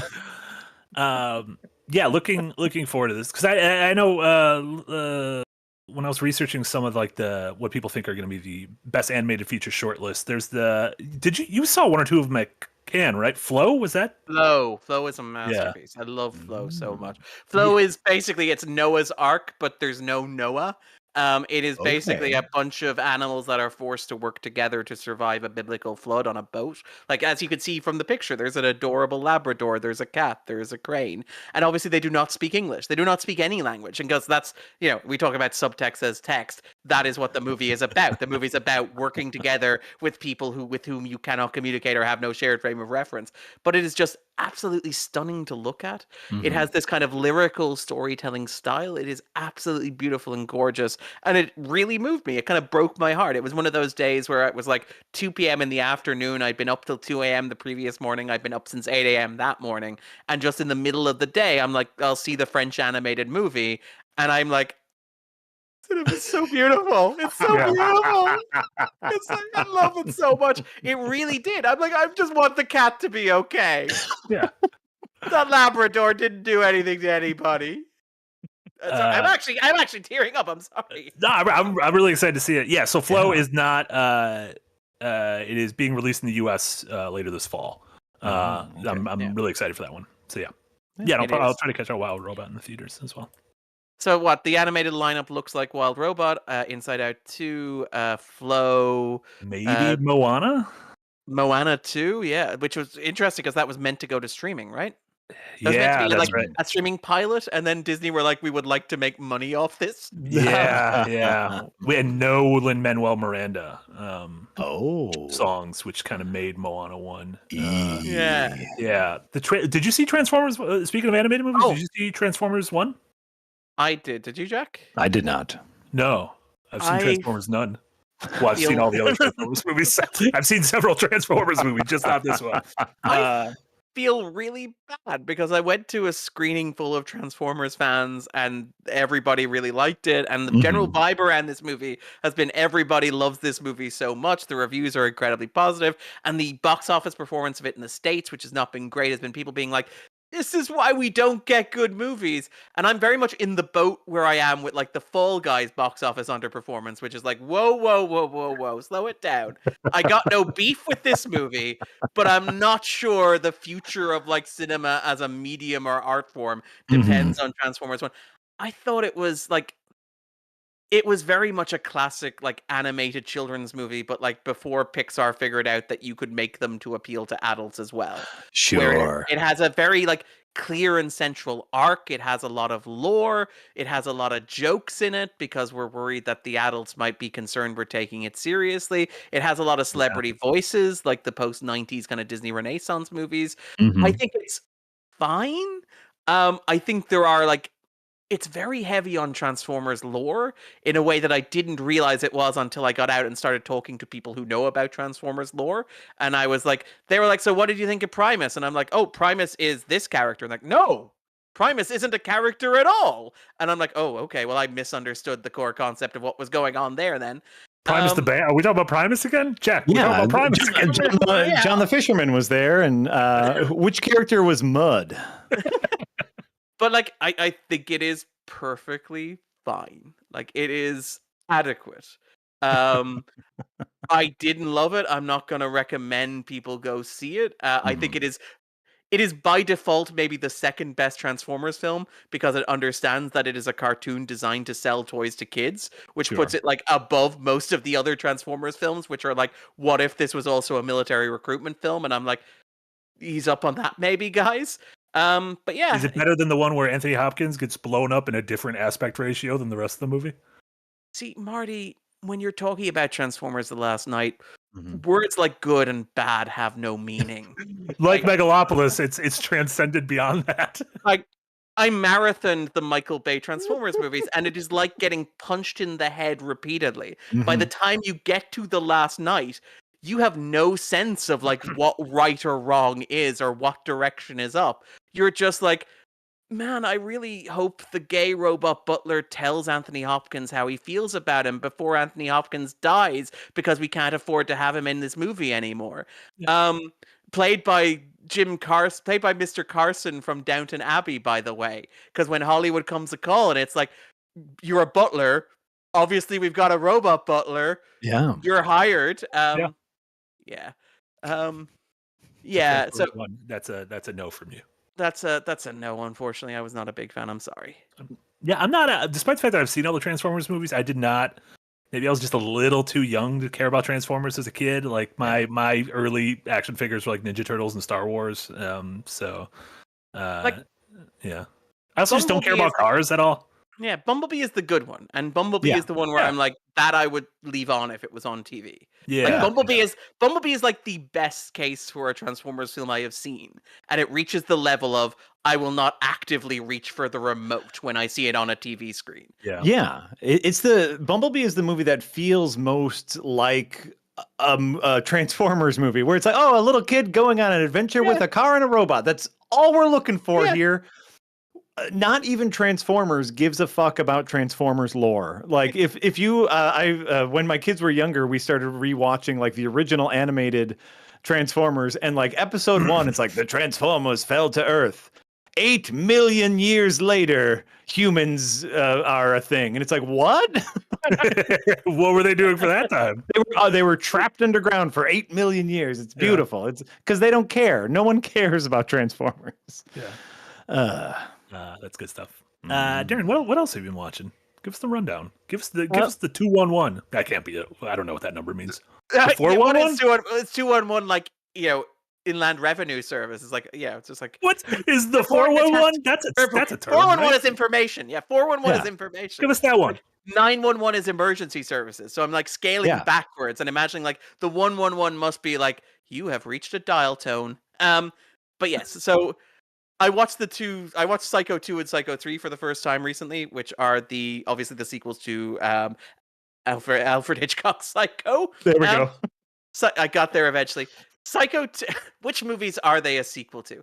Psycho 2, surprisingly good, I will say. I actually had a really good time with Psycho 2, made 22 or 23 years after the original, and is basically like, what if we responded to the wave of slasher movies that came out after Halloween, which are obviously indebted to Psycho? And it has this wonderful tension of being like, Norman Bates has just been released from a psychiatric hospital. You want him to kill somebody, don't you? The reason why you're watching this movie is you, as an audience member, want to see Norman kill somebody. You want Why was he released? Didn't he murder a bunch of people in Psycho? It's been 22 years. Like, Statute of limitations? Marty, like, look, you gotta move past it at some point.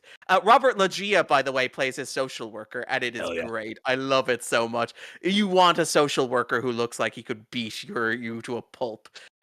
It also stars Dennis Franz as the creepy owner of the motel, like who's turned like Bates Motel into a brothel. Because again, like that's what the movie is about. The movie's about like this seedy, like you want to come to Bates Motel where a bunch of people died, and we rent rooms by the hour because it's sleazy and it's cheap and it's trashy. Yeah. I like you have the movie being like, but wait, Psycho is an institution of American cinema. You can't treat it like this gaudy, like kill dispensing machine.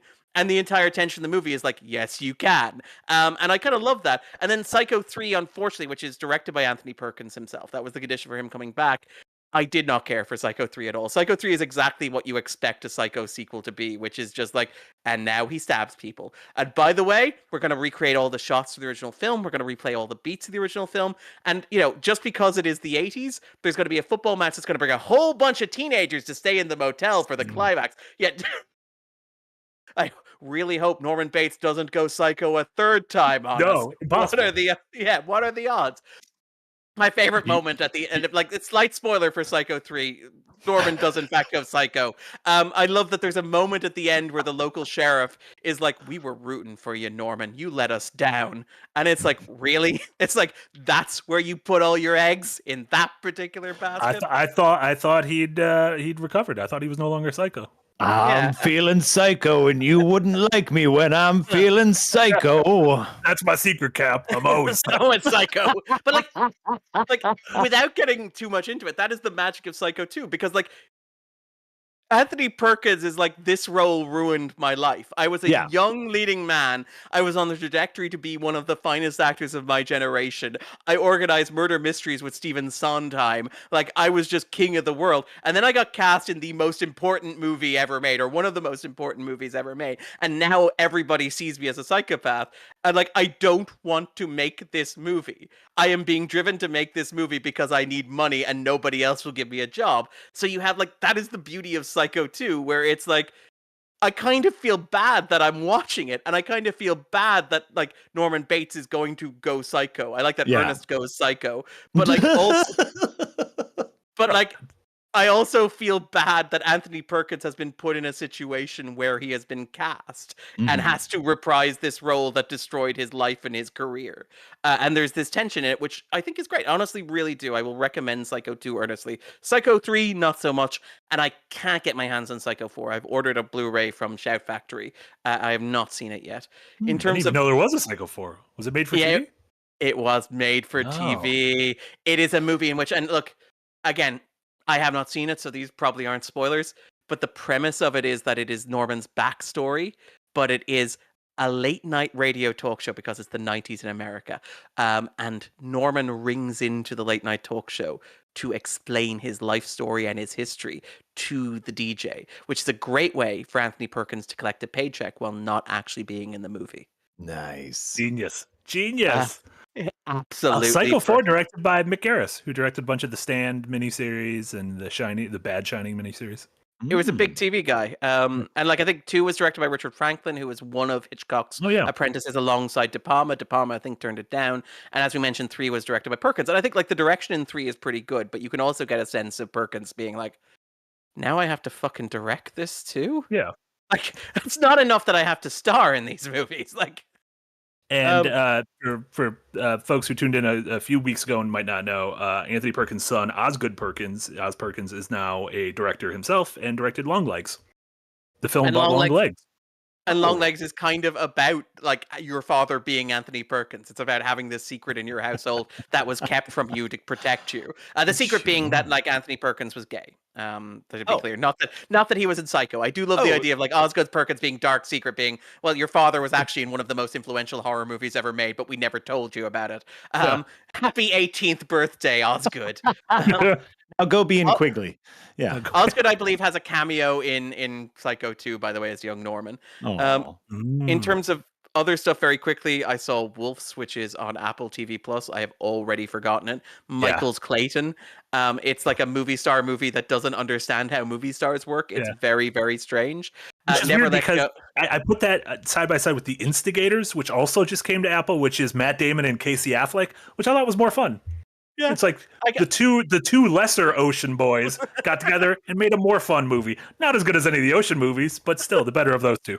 Oh, yeah, like the thing about like Michael Clayton is about like big ideas about like capitalism and like greed and desire and midlife crisis and anxiety, whereas Wolves is about you like Michael Clayton, right? Like Michael Clayton's a pretty good movie. That is the entire subtext of Wolves. It's like we all like Michael Clayton here, right? Yeah. And I'm like, I do. I don't know that you need 2 hours to explain it to me in great detail, but yes.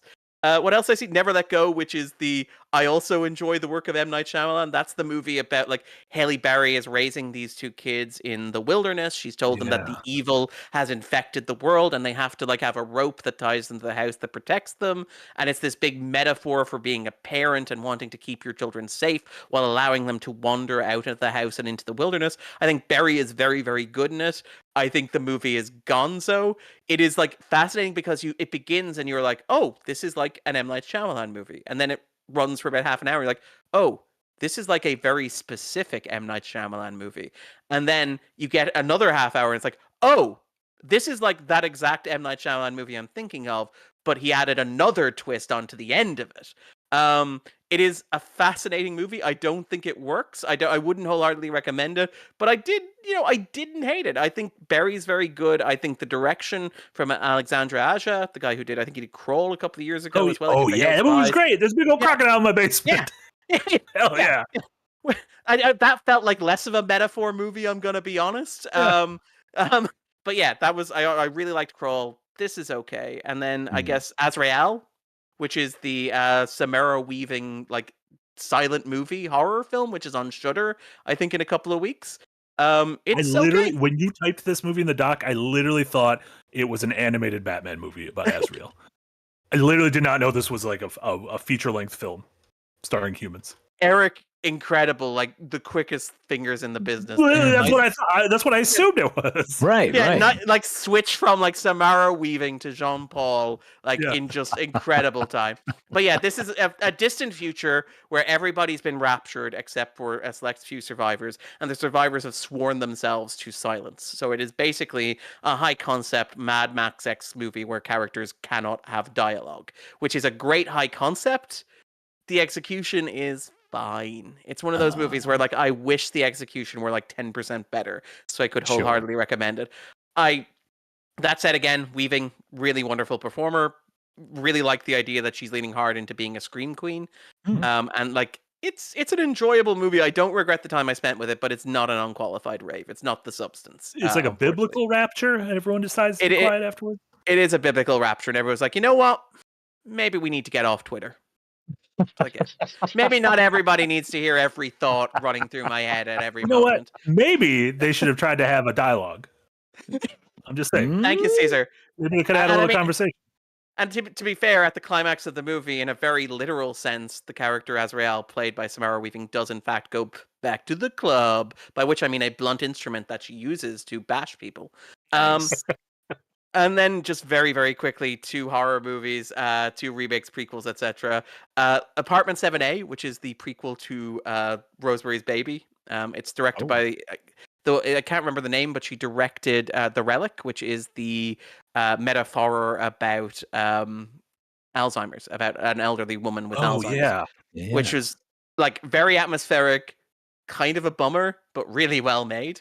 And this is obviously just a prequel to Rosemary's Baby. I had a great time with this. I actually really enjoyed this. It is basically the story of Terry, who is the dancer who lived with, if you've seen Rosemary's Baby, there's a supporting character who lives with the creepy elderly couple before Rosemary becomes their object of obsession. And early in the movie, and this is not a spoiler because the movie has been out for at this stage. Let me check the calendar here. 57 years. Terry disappears very quickly from the narrative of Rosemary's Baby in a way that is like designed to unsettle you and unnerve you, but also to create mystery and ambiguity. And what I really, really, really, really liked about like Apartment 7A is that it kind of feels like a nice revisionist take, which is, well, what was Terry's deal? Like, what was Terry up to? What was her agency? What would a story about this woman be like if we told it from 2024? And I think that if you're going to do something like this, that's the right angle to take with it. So if there has to be a Rosemary's Baby prequel, and I don't know that there is, I think that like this is as good as it gets. And then Salem's Lot, which is, Marty, fine. Dun, dun, dun, dun. Fine. Yeah, it is. It is fine. Like, it is from, I think it's a Gary Dauberman, the guy who, he has a bunch of screenwriting credits, a lot of James Wan stuff, a lot of Warner Brothers stuff. Yeah. He wrote the recent It movies. And I was really excited for this. Have you read Salem's Lot, Marty? I have. Yeah, I'm a big Stephen King fan, and Salem's Lot's one of my favorite Stephen King books. Exactly. Jack, have you read Salem's Lot? Nope. Okay. What I remember about Salem's Lot, and I haven't read it since I was a teenager, was that it's just this beautiful portrait of a town dying, which is like very much like It. Like, It is about how Derry is rotten to its core and how like this town dies. There is a monster in the town, but that is a metaphor for the idea of like just small town America withering and dying during like the, you know, Nixon era, during the Carter era, during the Reagan era, right? And that is what I loved about Salem's Lot. It's a vampire story where the vampire is a metaphor for sucking the life out of small town America. Ooh, all right. And what I find frustrating about this movie, to get it over with very quickly, is that this is a movie about how cool it is to stab vampires with a stake, and sometimes they explode, and also crucifixes glow. Like, there is no real attempt to explore the subtext or the metaphor that I loved in King's original novel. There are moments where, like, William Sadler shows up and exposits the entire thematic point of the book, but then he, like, walks out of the movie, and you're like, I feel like we could unpack that a bit more. But what I will, like, literally whenever like William whatever sort of what's his name, sorry, William Sadler is on screen, William Sadler is like, this is the subtext of the book, but also we could only afford him for 2 scenes. Everything else in the movie, and I want to be clear, that is all an issue with the movie. That is why I can't love the movie. I wanted the movie, and this is probably a me problem as much as a movie problem. Like, I love Salem's Lot the novel. What I love about Salem's Lot the novel is not in Salem's Lot the film. That said, what I think works really well is that this is a writer making a movie who's like, fuck, I can direct. Like, it's like, I have proven that I can write. I've written, like, I've adapted It, the unadaptable Stephen King book. I have nothing to prove. And I'm like, what about It Chapter 2? Nothing to prove as a writer. So I'm going to put all of my money on proving that I can direct.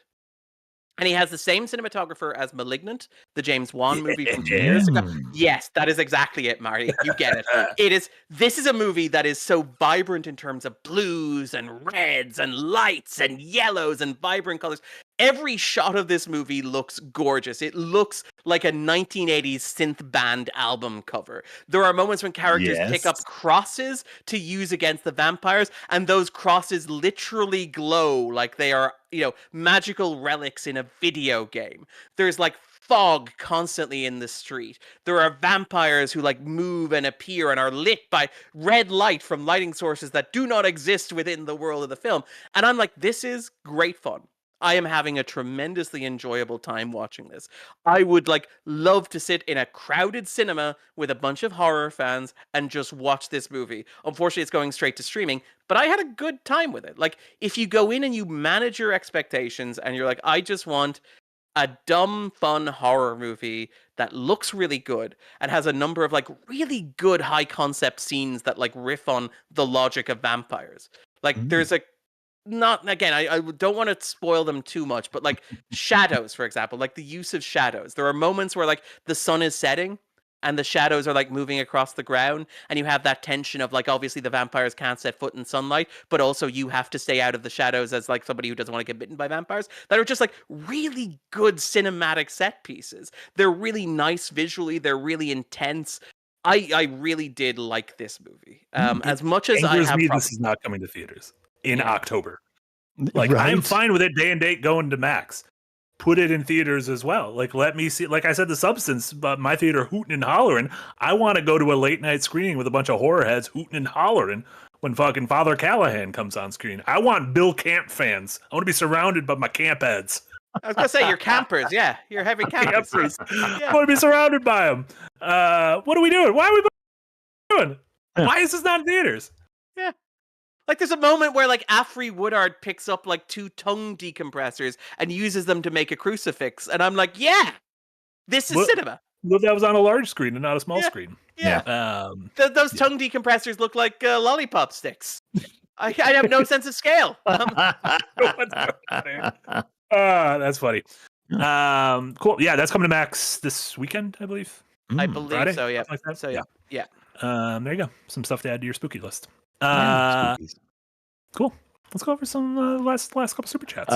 Real quick before we move on to our last super chats, for our bi-weekly To Be Fair segment. Oh yeah. Yeah. I don't know. This is a big one here. This Friday, the 4th, you know what's coming to Tubi? Hundreds of Beavers. Get the fuck out of here. You did it. We did it, Joe. Hundreds. So if you no longer have to pay to watch Hundreds of Beavers, go watch it on Tubi this Friday the 4th. It is coming to Tubi. Oh, it's a To Be Fair miracle. This is like Christmas. I really do think that you made that happen, Jack. Like, it is like the cosmos has aligned and brought these two things together. These two trains of like culture. I love it. I'm here for it. So that is this bi-weekly To Be Fair segment. Watch Hundreds of Beavers this Friday, as long as Tubi is available in your country. Sorry, Eric. Someday Tubi will grow. Yeah. Hell yeah. That is Someday Tubi will be. Tubi will be movie. What movie just? Different company. That's a different company. Substance. That's a different company, Marty. Sorry, too many Ubies. Too many Ubies out there. A lot of Ubies. CSI Freak with a 10-pound dono. Thank you so much, CSI Freak. A random question: if you could choose any fictional president from film or TV to run America, who would you choose and why? Dumb answer is President Bartlett. As in dumb answer, like my dumb bleeding heart liberal answer. Like, that's when things could have been because good. he's one of the few liberals who actually got stuff done. Yeah. Hi-yo. I mean, like, I feel like, is it Chris Rock from Executive? What's that one? Head of Chief of State or Head of State? Yeah. Head of State feels like a candidate. Michael Douglas from The American President. Dave from Dave also feels like a candidate. Yeah. Harrison Ford from Air Force One. I mean, oh my God. Dave and Charles Grodin figured out taxes. They figured out how to fix taxes just over pizza one night. It was great. Yeah. I love Rob Rayner so much. Like, again, like that incredible streak Rayner has, like up until, is it Hudson Hawk? Is that, or is North? It's North, the one that breaks, isn't it? North, yeah. Sorry, forgot which terrible Bruce Willis movie I was thinking of. What was the name of Terry Cruz's president in Idiocracy? Yeah. President Camacho. President Camacho. There you go. Which is just way too realistic now. So the joke doesn't work anymore because it makes me sad. Yeah. So there you go. A lot of good presidents to have. Bill Pullman at Independence Day. That'd be good too. Shout out to Sir George Lucas for that one. Yep. Yeah, that was great.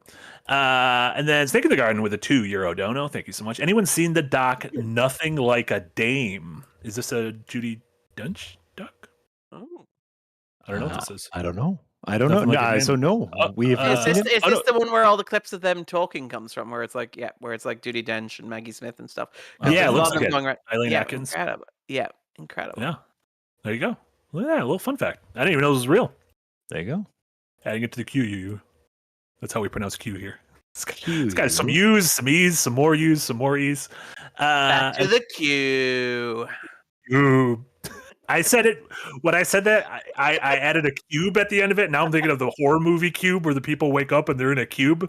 No one wants to go back to the cube. That's a terrible place to wake up. Do not go back to the cube. Electric We prunes with a watched $5. Alien versus Predator, and it's amazing how much of that is just we saw Cube recently, and it's pretty good, right? You know what? To be fair, Cube was sick. Cube was great. Cube 2 Hypercube. Hypercube, yeah. That's a tube cube. What if there Cube was 2, colon, Yeah, what Hypercube. if there was more Cube? Like, what if Yeah. there was a fourth dimension? Yeah, And it's like, we should have started the franchise with Square, and then we could have gone to Cube. No one, the prequel of Square. There's yeah. always a prequel. Yeah. Electric Prunes with a $5 dono. Thank you so much. Marty, will you be watching Billiam's 9-hour retrospective of Lost Season 6? Oh my God. I don't know who Billiams is, if I'm going to be honest. Mhm. And if someone makes a 9-hour video on a thing, I usually think they have a head injury. Yeah. So I get a little worried about that. That being said, there are some like very long essayists that I'm like, all right, if we got a bomber guy, if we got a Matthew Matosis, I'll go in for this. An action button.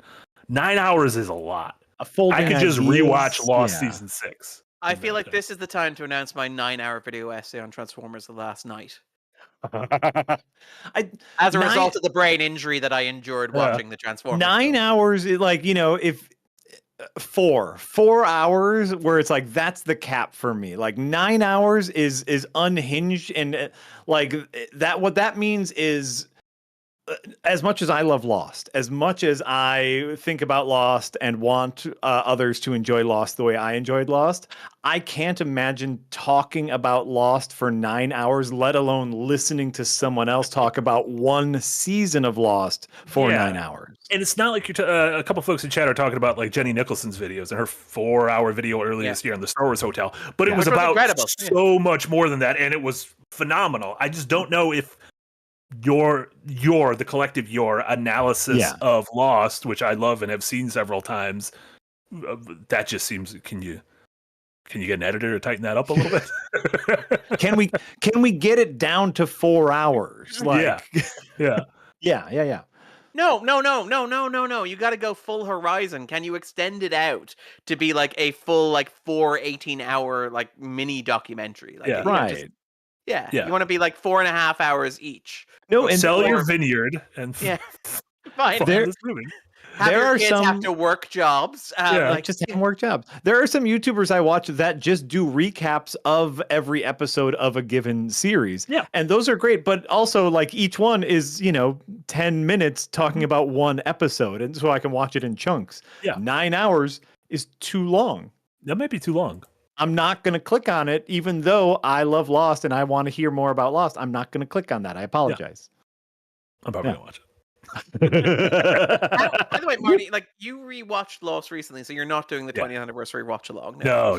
I'm watching Evil now. You know about Evil? Oh yeah, I watched the first season. I need to get back on that. Just finished the first season. Ooh. It's millennial X-Files, basically. It's like what if the X-Files was in the modern day, basically. All right. Mike Coulter, right? Mike Coulter. Mike Coulter. Michael Emerson's the bad guy. Speaking of Lost, old Benjamin Linus. Let me tell you, up to no good on this show as well. Really against type. So against type. Weird that the bug-eyed freak is always playing a bad guy. He's so good. He is one of my favorite characters on Lost. George Lucas with a €2 dono. Thank you so much. HBD 10 to John Wick. Are 2, 3, and 4 any good? I only saw 1. Yes, the John Wick movies are excellent in my mind. Yes, 1, 2, and 4 are fantastic, and 3 is pretty damn good. Yeah. Parabellum features him using a horse as a weapon, so it gets an automatic pass from me. I think 3 is the weakest of the set, but he kills a dude with a horse, and I'm like, okay. Like I can't. I've got no criticisms. There's no response I can offer to that. Very similar to the Fast and Furious franchise. Like the expanding of the universe makes things a little sillier, but I'm also very okay with that. Yeah. How do we feel about Ballerina from the world of John Wick? Man, I love Ana de Armas, Mhm. and I want this movie to be good. But between the troubled production and the fact that I thought the Continental was just a why did we do this kind of thing, and maybe it was just like swallowing the Gibson pill. I don't know what I probably should have rephrased swallowing the Gibson pill. No, that works. Maybe just don't put That Mel works. Gibson in your things. Yeah. Yeah. What's your temperature? At Following the Gibson pill makes it sound like like you went down a YouTube rabbit hole and now have very strong opinions about like right wing Australian Catholic like theology. Just saying, I Gibson bought pill. out the whole theater opening What- weekend for the Passion of the Christ 2, and I'm really excited. Great. The resurrection of the Christ, right? Like that. yeah. That's where the story has to go. Like 3 days later. Yeah. And Do you think and that'll it feed starts- the scenes where people can go up to the camera or go up to the screen and start asking questions? asking questions of like Crazy. Jim Caviezel, They're gonna have like the big rock, the tomb rock, and they'll have to hire actors to move the Move rock it, out of yeah. the way to show Yeah. the movie. This is what happened in the tomb. I asked the question to Jim Caviezel, and he told me that vaccines aren't real. So I don't know why. I don't know why Jesus said that. That was weird. That felt out of character. Miss Harmony with a $2 dono. Thank you so much. Damon and Affleck love a good Jerry reunion. Jerry, that was one of those movies I saw once, felt harrowing, and I was like, I never need to see this again. A great movie. Have you guys seen Jerry? Two dudes just going on a little hike, and then they realize they've gotten lost. Jerry with a G. No. Oh. That was I think that was Gus Van Sant. Very experimental. Two dudes. So it's I believe it's Gus Van Sant, but it's Matt Damon and Casey Affleck. They go on like a hike in the middle of the wilderness, and then it all starts out funny, spoofing and goofing, and then they realize they might have gotten lost, and then they realize, oh, this could be very bad, and it gets bad. Oh. So that solidified my stance.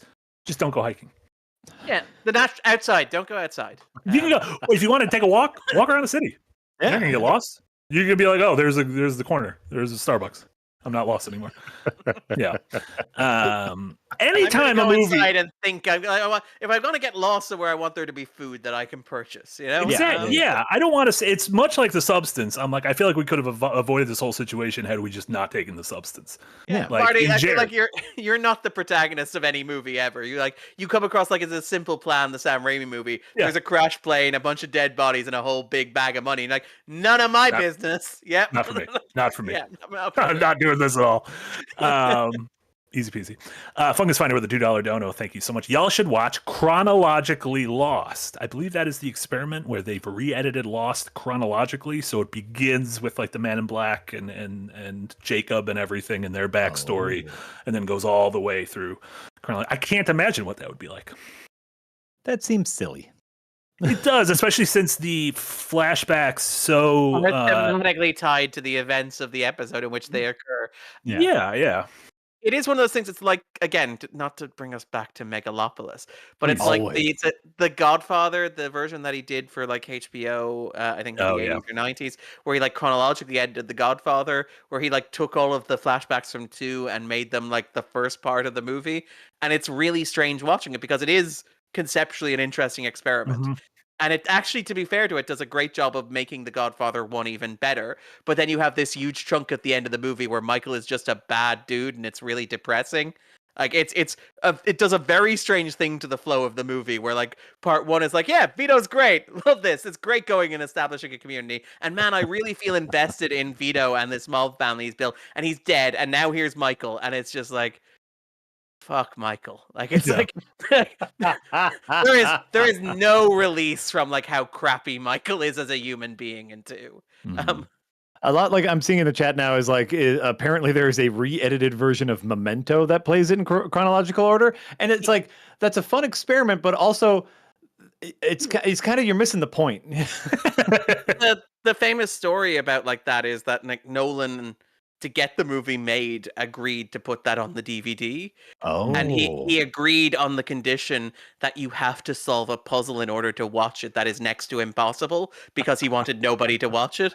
But of course, this is the early days of the internet, so they just like, you can go online and see how to unlock the chronological version. Yeah. But I do love the pettiness of, yes, there will be a chronological version of the movie on the DVD, but it will be hidden so nobody can watch it. I miss the DVDs that you'd put in, and it'd be like, hey, this is a really artistic menu. How the fuck fuck do I start the movie? That you have to Game answer for effort. 20 Execute. questions. Yeah. 20 I'm like, I questions. don't know how to begin the movie. You heard the thing that, like, again, this is the weird, like, space of experimental art in terms of, like, movie distribution. But, like, Tree of Life, Terrence Malick's pitch for, like, the Criterion Blu-ray of Tree of Life, where he wanted it to play a random movie every time. He wanted it to do, like, AI-generated Twix, basically. So, like, there would be, like, 18 hours of footage in the movie, and it would just, like, automatically branch at various points. Yeah. Oh my lord, that's I mean, great. it sounds So- terrible, but it sounds great. And so you could have a version of it that you would never watch the same movie twice, which is incredible, insane. And Yeah. obviously, like, Criterion were like, that is not physically possible, Mr. Malick. But like, it's insane to think that there's a world where that option exists. Yeah. Is it like the what's the one? Is it there's a Steven Soderbergh one as well, which is like in real time, and you can like click which camera you want to watch from, and so the story changes depending on which yes. characters you're following. Which again, it's just like art house stuff that you cannot imagine being feasible as mass entertainment, Yeah. but is still fascinating to think about. Yeah. There you go. Mm. George Lucas with another dono. Thank you so much. Spooky movie discussion 1. Please talk Doctor Sleep. I really enjoy Doctor Sleep. I'm a huge Shining fan, and I think what Mike Flanagan did with Doctor Sleep, I know folks at the time didn't really seem to jive with it, but I think it's kind of a beautiful sequel, and the way they handle dealing with those legacy elements instead of using not gross, but instead of using really a kind of CGI abrasive CG and everything, just recast and have actors who give great performances, and then you're like, oh yeah, that does feel like that's the bartender, or that's Jack Nicholson, or yeah. Mhm. Yeah. And I mean, the thing that's particularly impressive about Doctor Sleep is that it's an impossible assignment. Like, Mhm. on paper, there is no way this movie should work. Like, it is an adaptation of a book written by Stephen King that is in large part about how much he fucking hates the movie of the film that he is sequelizing, of the book that he's sequelizing. But it is also a direct sequel to the movie that Stephen King hates so much that he wrote a sequel to the book that the film is based on. Mhm. And Doctor Sleep somehow has to appease, like, both Kubrick and King, and Mhm. both like Kubrick fans and King fans, and somehow does it. Like, I remember watching it in the cinema and being like even if I don't love this movie as much as some people do, the fact that Flanagan could do that he could like walk that tightrope and like have a movie that is not only able to please everybody, but is also coherent and thematically rich and like has things to say and is his own movie. It is a Flanagan movie to its core because of course it's about addiction and dependence and cycles of violence in the way that like Flanagan's movies are often about addiction and dependence and cycles of violence. Just I am constantly in awe of that movie. I don't love it as much as maybe Marty does, but I am stunned that it is like functional and amazed that it is good. Also, much like Kingdom of Heaven, one of those movies where like the director's cut is just the legitimate perfect way to watch the movie compared to the theatrical cut. Absolutely. It's a 3-star to a 4-star for me with the director's cut. Yeah. Oh yeah. There you go.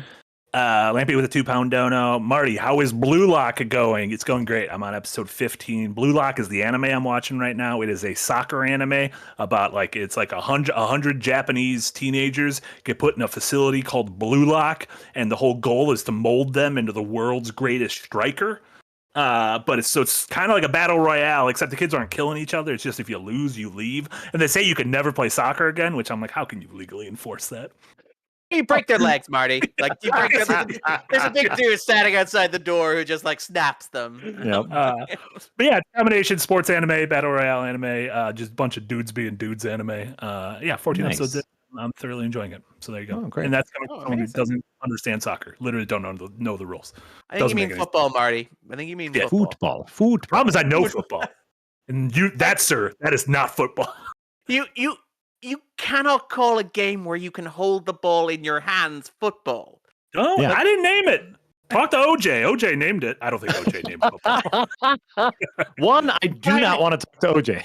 I'm about to say, I feel like if I were talking to OJ, that would be far down the list of things that I would talk to OJ about. Yeah.